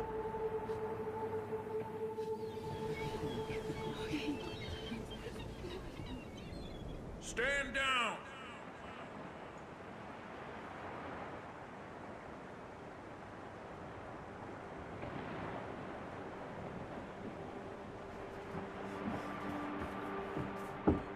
We made it. We actually made it. You did it, Robert. No, we did. No, you did it, Robert. We're free. We're actually free. Yes, Lord. Yes, Lord. Come on, let's go round everybody up. You got it, Captain. So Robert Smalls and those on that boat with him forced the United States to recognize the significance of freedom, of how much enslaved people have hated this oppressive system and will destroy it from within. Good morning, sir. I present to you the CSS Planter, and I'm the pilot, along with the United States guns that were headed to Fort Sumner, sir, along with all the code books and where the torpedoes were laid down in the harbor. You captured a Confederate steamboat? Yes, sir. Along with my crew, Gordine, my brother John, and Andrew, sir. And what's your name? Robert Smalls. I believe it's Captain Robert Smalls. Captain John Nichols. That's quite a feat, young man. Why don't you gather the women and children, get them some rations. Thank you, sir. You're welcome. Delivering the planter to the United States in the Civil War was an enormous gain. I told the boys. The military intelligence that Robert was able to deliver, where mines were throughout the Low Country and some of the plans that Robert had overheard. The Union used that military intelligence to plan the largest naval exercise in the Civil War up to that time. We're free now, boys. We're free. He didn't just do something that was daring and adventurous. It really had an impact and made sure the war ended with the outcome of freedom for 4 million people. Let's go get everybody.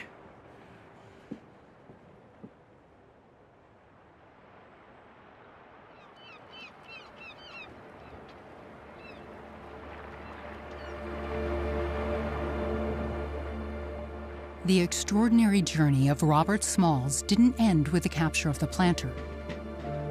He would go on to enlist in the war effort. piloting the Planter and other ships for the U.S. Navy. He would meet with Abraham Lincoln and help convince the president to allow hundreds of thousands of African Americans to fight for the Union. And with the reward he received from the United States government for the capture of the Planter, he'd hire tutors to teach him to read and write. And he would return to the home where he was born into slavery and purchase it.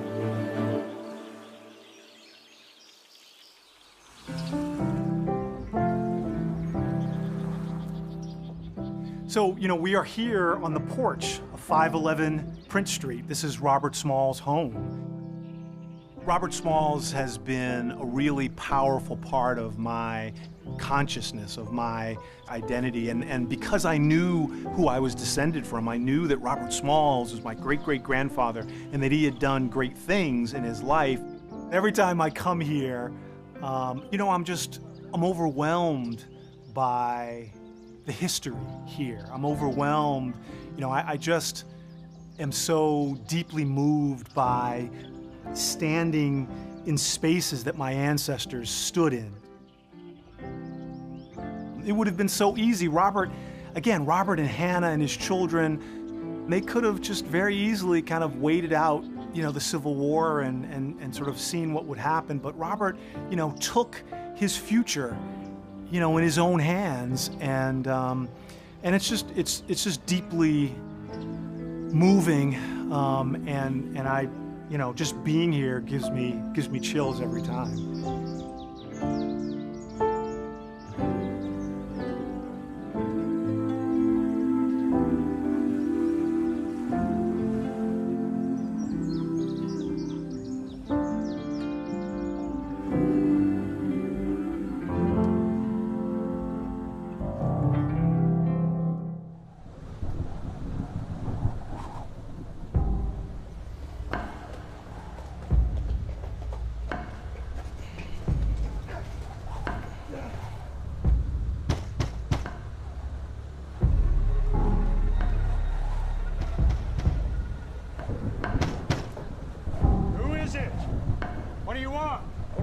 County. We've got a prisoner we'd like you to take into custody for the night. Open up. Open up. Who is he? Got a warrant? No, that's all right. He's a horse thief. I can't take a man without a warrant. Well, sir, we sure appreciate it if you did. We'll oblige you in the morning.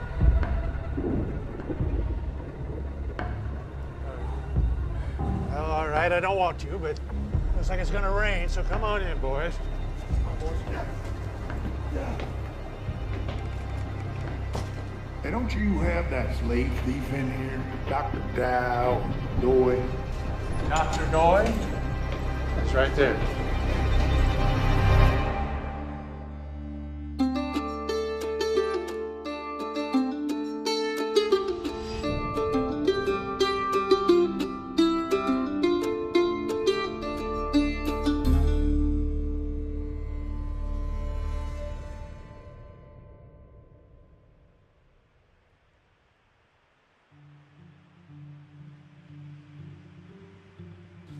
Make sure you're all ready to go.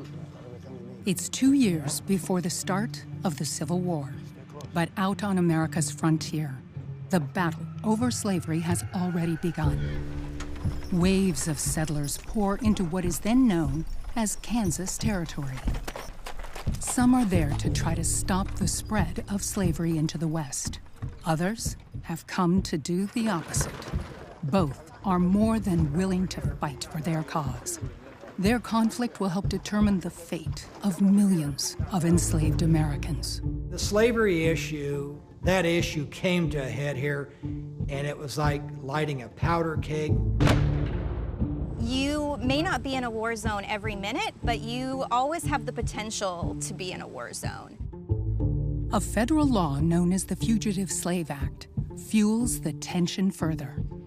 It allows common citizens to cross state lines to pursue and capture alleged escaped slaves. Whether they are free or not, these African Americans have no recourse to plead their case or go before a jury. The Fugitive Slave Act of 1850, it's about protecting slavery and the rights of slave owners. There were a lot of people being accused of being a runaway or a fugitive who would be basically stolen into slavery and never seen again. The system creates a profitable cottage industry for slave catchers and kidnappers, while boosting the resolve of African American freedom seekers and recently arrived abolitionists living near anti-slavery strongholds like Lawrence, Kansas. Their firmly held beliefs in human freedom are rooted in the Bible and enforced with high-capacity Sharps rifles. Among them, the legendary John Brown and his one-time riding partner, the Englishman, Dr. John Doy. John Doy is an interesting character. Oh, I can't take it. They'll spot us. Be safe. I will. He comes out to Kansas with his family in 1854. Be careful. And his hope is to make Kansas a free territory. He's well known in the region for his anti-slavery sensibilities. The black people in Lawrence, finding themselves in constant danger, applied to the citizens for protection. I complied with this request and agreed to undertake the trip with my own wagon and horse, to be driven by my eldest son, Charles. Our entire party numbered 16. Their party includes 13 African Americans, each of whom Doy alleges is free.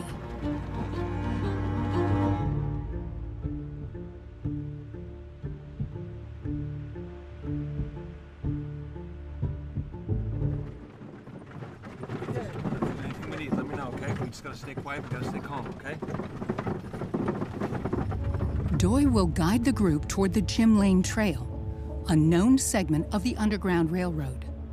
From there, the plan is to head through Nebraska, Iowa, and ultimately up to Canada, beyond the reach of the Fugitive Slave Act. The first leg, however, would be the most risky. Even though this region of the country is sparsely populated, the roads are fairly well trafficked, and a traveling party of men, women, and children like this might raise suspicion.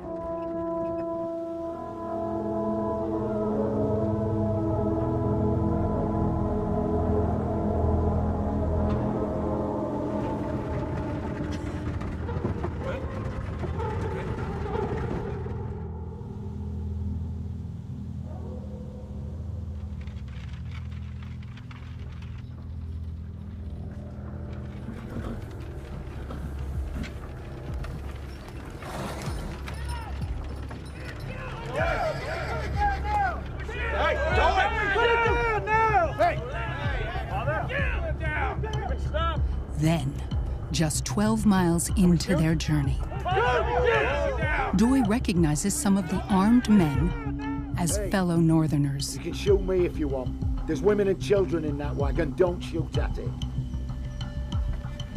What's your process? Including the notorious Jake Hurd. Here's my process. Jake Hurd was a slave catcher on the Kansas-Missouri border. Go! And as far as we can tell, was looking to make some money, and this was an opportunity to do so. We're taking our property back. Look what we got here. Let's go. If you were an abolitionist, you knew who Jake Hurd was. Go, line up. Hurry up, climb. Right, Jake. Keep your mouth shut. All of you are slave stealers. He's under arrest. Put the chains on him.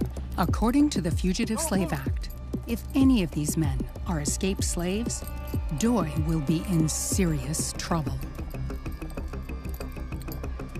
Take little Doy. Let's go. Crossing from Kansas into Missouri means crossing into slave country.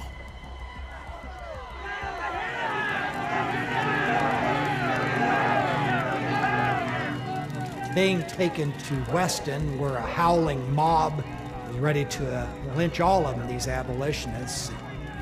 Pretty amazing that Dr. Doy and his son survived the initial capture. But as bad as things look for Doy, in the hands of Jake Hurd, things are much worse for the African Americans. Doy claimed that they were freedmen, but they weren't. There were 2 documented free men of color who were traveling with him. The other 11 people, we believe, are people who were enslaved. All it takes is the accusation.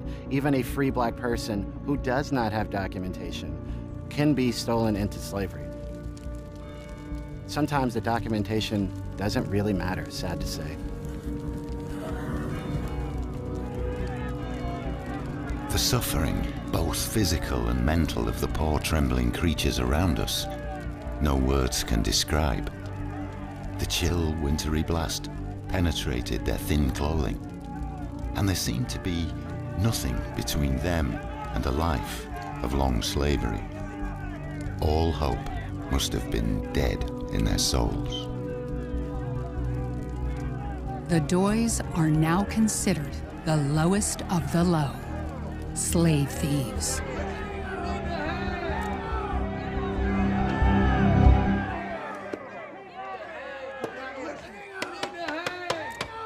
The Doys are arrested and dragged into court, where they are greeted by nooses hanging from the ceiling. Well, an abolitionist was not highly thought of in some areas of these border counties in Missouri, and they would probably like to serve justice then and there as soon as they crossed into the state of Missouri. Give them a hip right now. All guilty, damn right.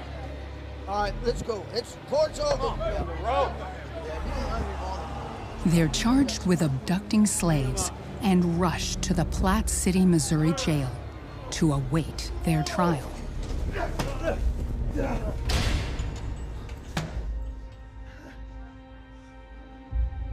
The situation looks desperate. We found ourselves entombed in a metallic coffin. The walls, floor, and ceiling were all of boilerplate iron. An iron bucket with a broken lid, which often remained unemptied for weeks. And a Bible, which it would almost seem was put there in mockery. The confinement must have been horrible. He called it the coffin. They weren't going to treat these abolitionists kindly. The cell is dark, filthy, miserable, covered in lice and other vermin.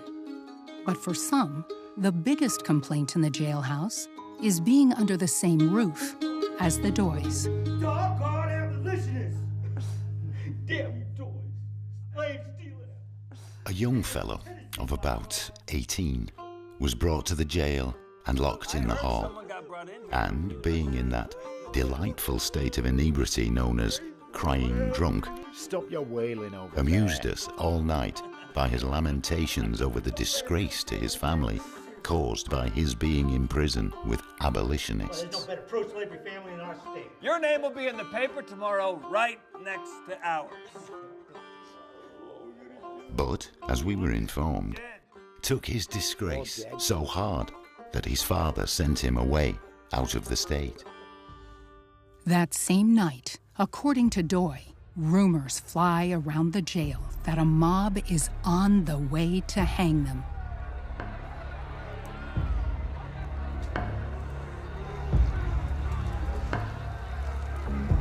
What do we do? Father, what do we do? Fortunately for the Doys, that murderous mob never makes it inside.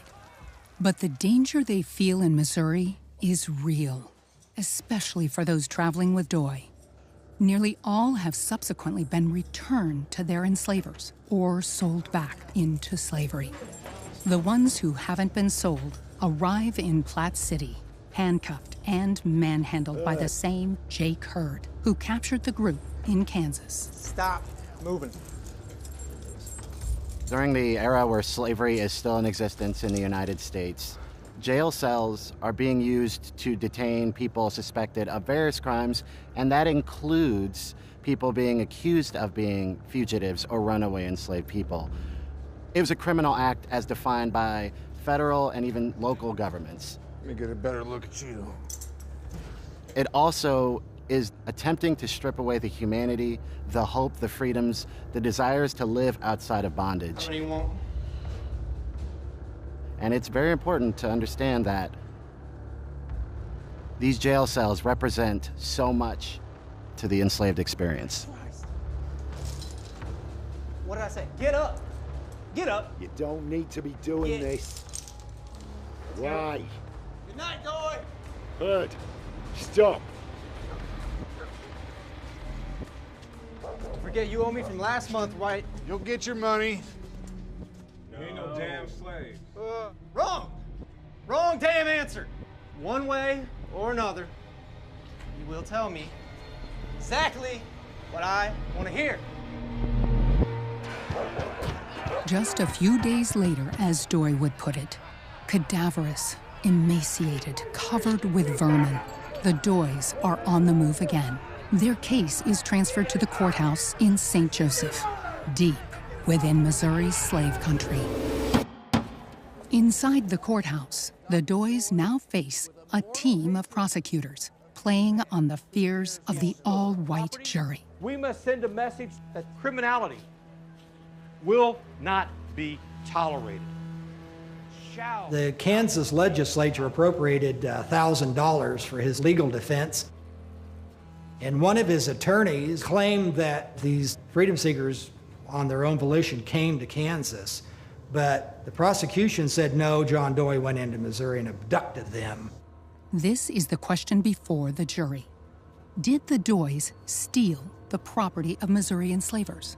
Or were they just innocently transporting a group of people they understood to be free? Let us not. How the jury interprets their actions could mean the difference between life and death for the Doys. Are we to permit our slaves to be stolen with impunity? The jury splits over the charges.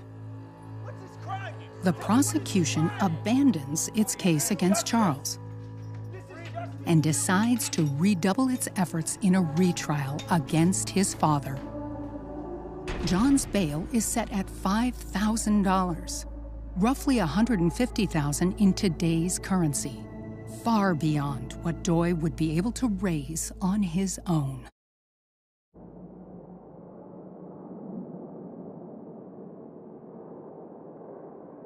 My situation in the jail was comparatively endurable. The room was 16 feet square, with a small grated window at each end, through which we could look over the fence into the street. Under the room in which I was confined was another room of the same size, used as a lockup for criminals and for slaves.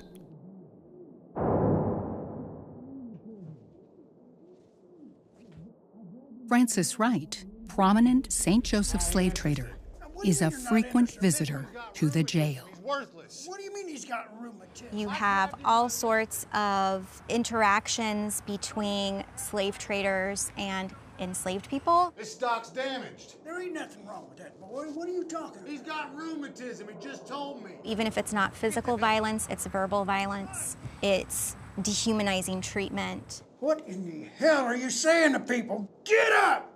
It's reminding enslaved people that they are property and that they are not, in fact, human beings. That black man was Charles Fisher. I had seen him in Lawrence, where he was a barber, working for himself and his family, for he had a wife and child. The bloated individual, Hutchinson, professed to own the poor creature. Hey, I know that man. Don't want to rip that shirt any, son. Now!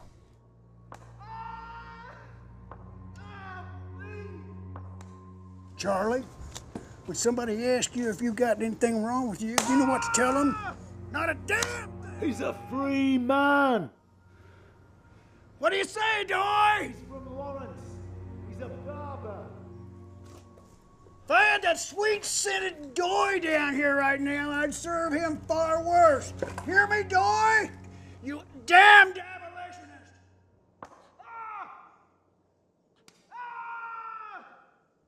Poor Charles was then taken in, dressed, and the next day sold and carried off down south. Ladies and gentlemen. The adjourned term of the Circuit Court of Buchanan County was opened on the 20th of June, and on the second day of the term, my case was called. The reality is that the political context of the time is so heated, not just in Kansas and Missouri, but really nationwide by 1859. One for each slave that he stole. The odds of him being acquitted are slim. They're there, but they're slim. Not one, but 13. The defendant will rise. You have been found guilty, and you are sentenced. Doy is sentenced to 5 years hard labor at the state penitentiary. With 12 other indictments pending, he could spend the rest of his life behind bars. Now, I can't imagine what the Missouri State Penitentiary would be like. He probably wouldn't have made it out alive. 1 week to get my father out, or he is in Although Doy's case appears to be heading for the Missouri Supreme Court, back in his hometown of Lawrence, We have to get to the boats in the safest way. everyone understands that there is only one way John Doy is going to get out of jail: Follow the jail cell around to the druggist. escape. Understood, but what of these properties in between here? Charles Doy gets together with some of the family's closest confidants. Among them, Silas Sewell, another of the early settlers of Lawrence, Kansas. They begin work on a plan. If we use 5th Street. The group will come to be known as the Immortal 10. At the time, the pro-slavery town of St. Joseph is home to some 11,000 people. We have to get to the boats in the safest way, not the quickest. If they are caught, the escape team could expect no mercy. Will they be awake? Awake or not, with speed, we'll have a matter of minutes. The men quietly infiltrate the town, becoming familiar with its daily rhythms, back alleys, and shortcuts. Across the river. It is the safest way and the least met resistance the entire path. Do you agree? Agreed. Cautiously. Good. The warden wants to see you.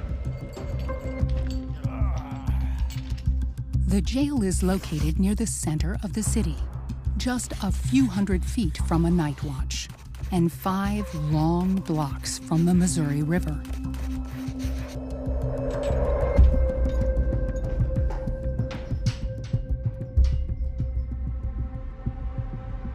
The rescuers and Doy, weakened and tattered from his 6 months in confinement, would need to run this gauntlet without drawing attention. Be a longer path, but right to the boats. We can cross the river from there. You clear? Clear. Thank you.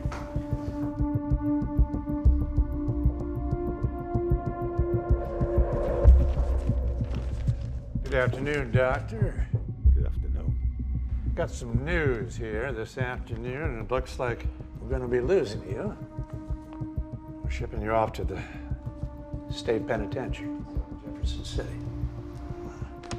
Just wanted to wish you good luck.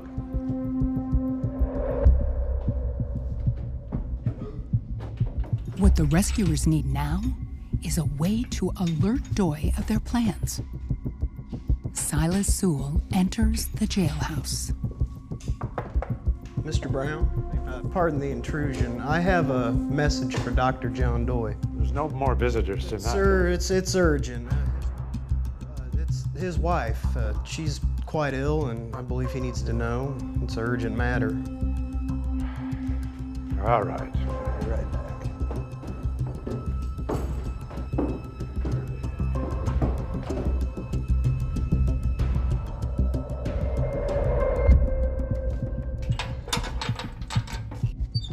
Dr. Doy, you've got a visitor.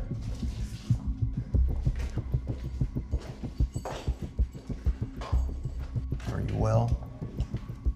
Jane sends her regards. She said also her health is quite poor, so she should not make the journey to St. Joseph. Hey, Taylor Brown! She felt compelled to forego her great desires to see you. Get ready to go. It's time to go.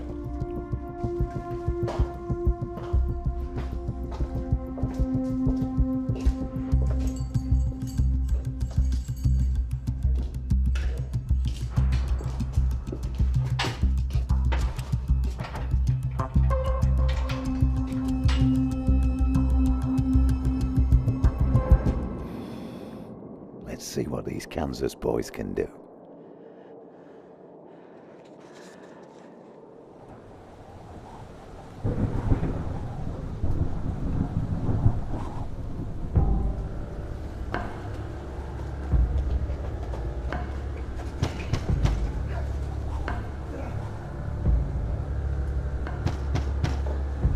Who is it?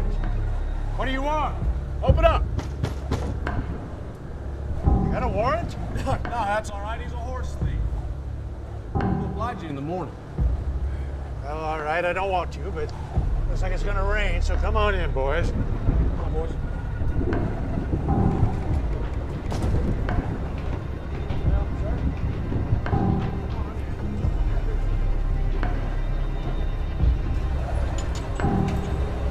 I don't usually like to take a man without a warrant.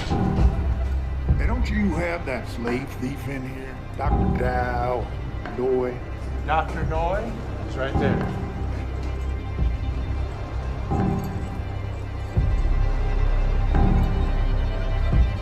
There's the man we've come for. What?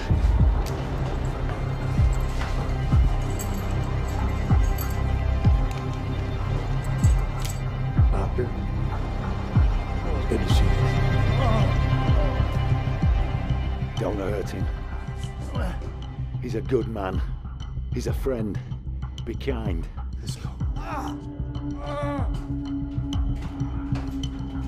We've got the back door guarded. We have this whole jail surrounded. Don't think about leaving.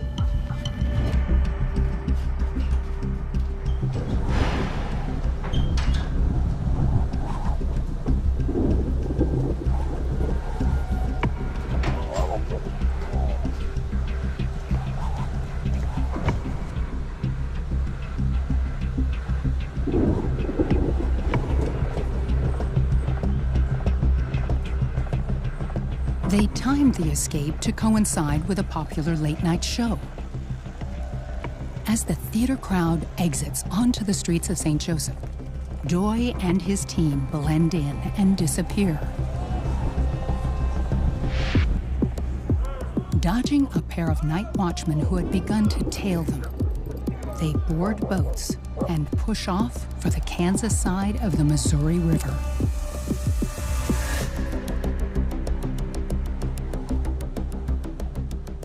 Once they got across the Missouri River, then they were on their way to freedom. They had to act, and they did, and their plan worked beautifully, and they got their man, they got him out, they got him back to Kansas.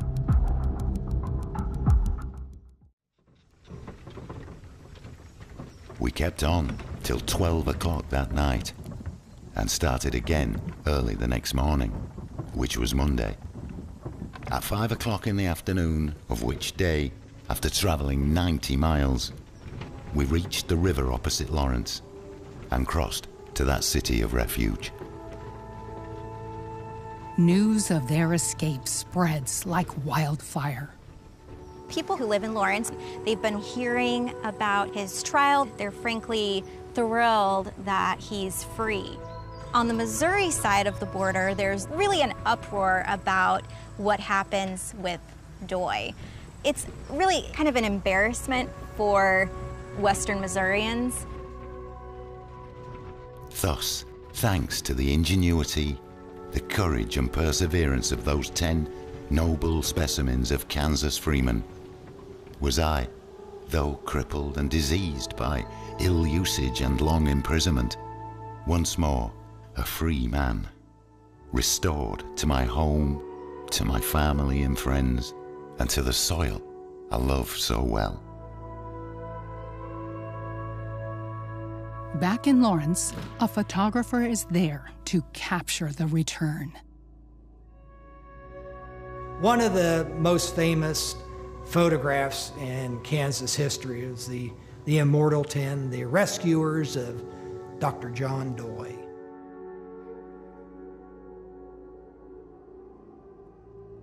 The account of John Doy, the accounts of other abolitionists at that time really do present themselves as the centerpiece of the story. And their commitment to working to destroy slavery, to oppose the Fugitive Slave Act and other policies, to me is very important because they had something to lose on a real level as well. But the enslaved people are the ones who are really taking the highest risk. The Fugitive Slave Act is part of a bigger issue. The lives of Black people are in constant jeopardy, and their true safety lies within their communities and allies. But even that could still be under attack at any time and violent. Here, I may fittingly close my narrative. Such sufferings continue to be inflicted on the helpless and the unoffending. In this, our common country, the land of the free and the home of the brave.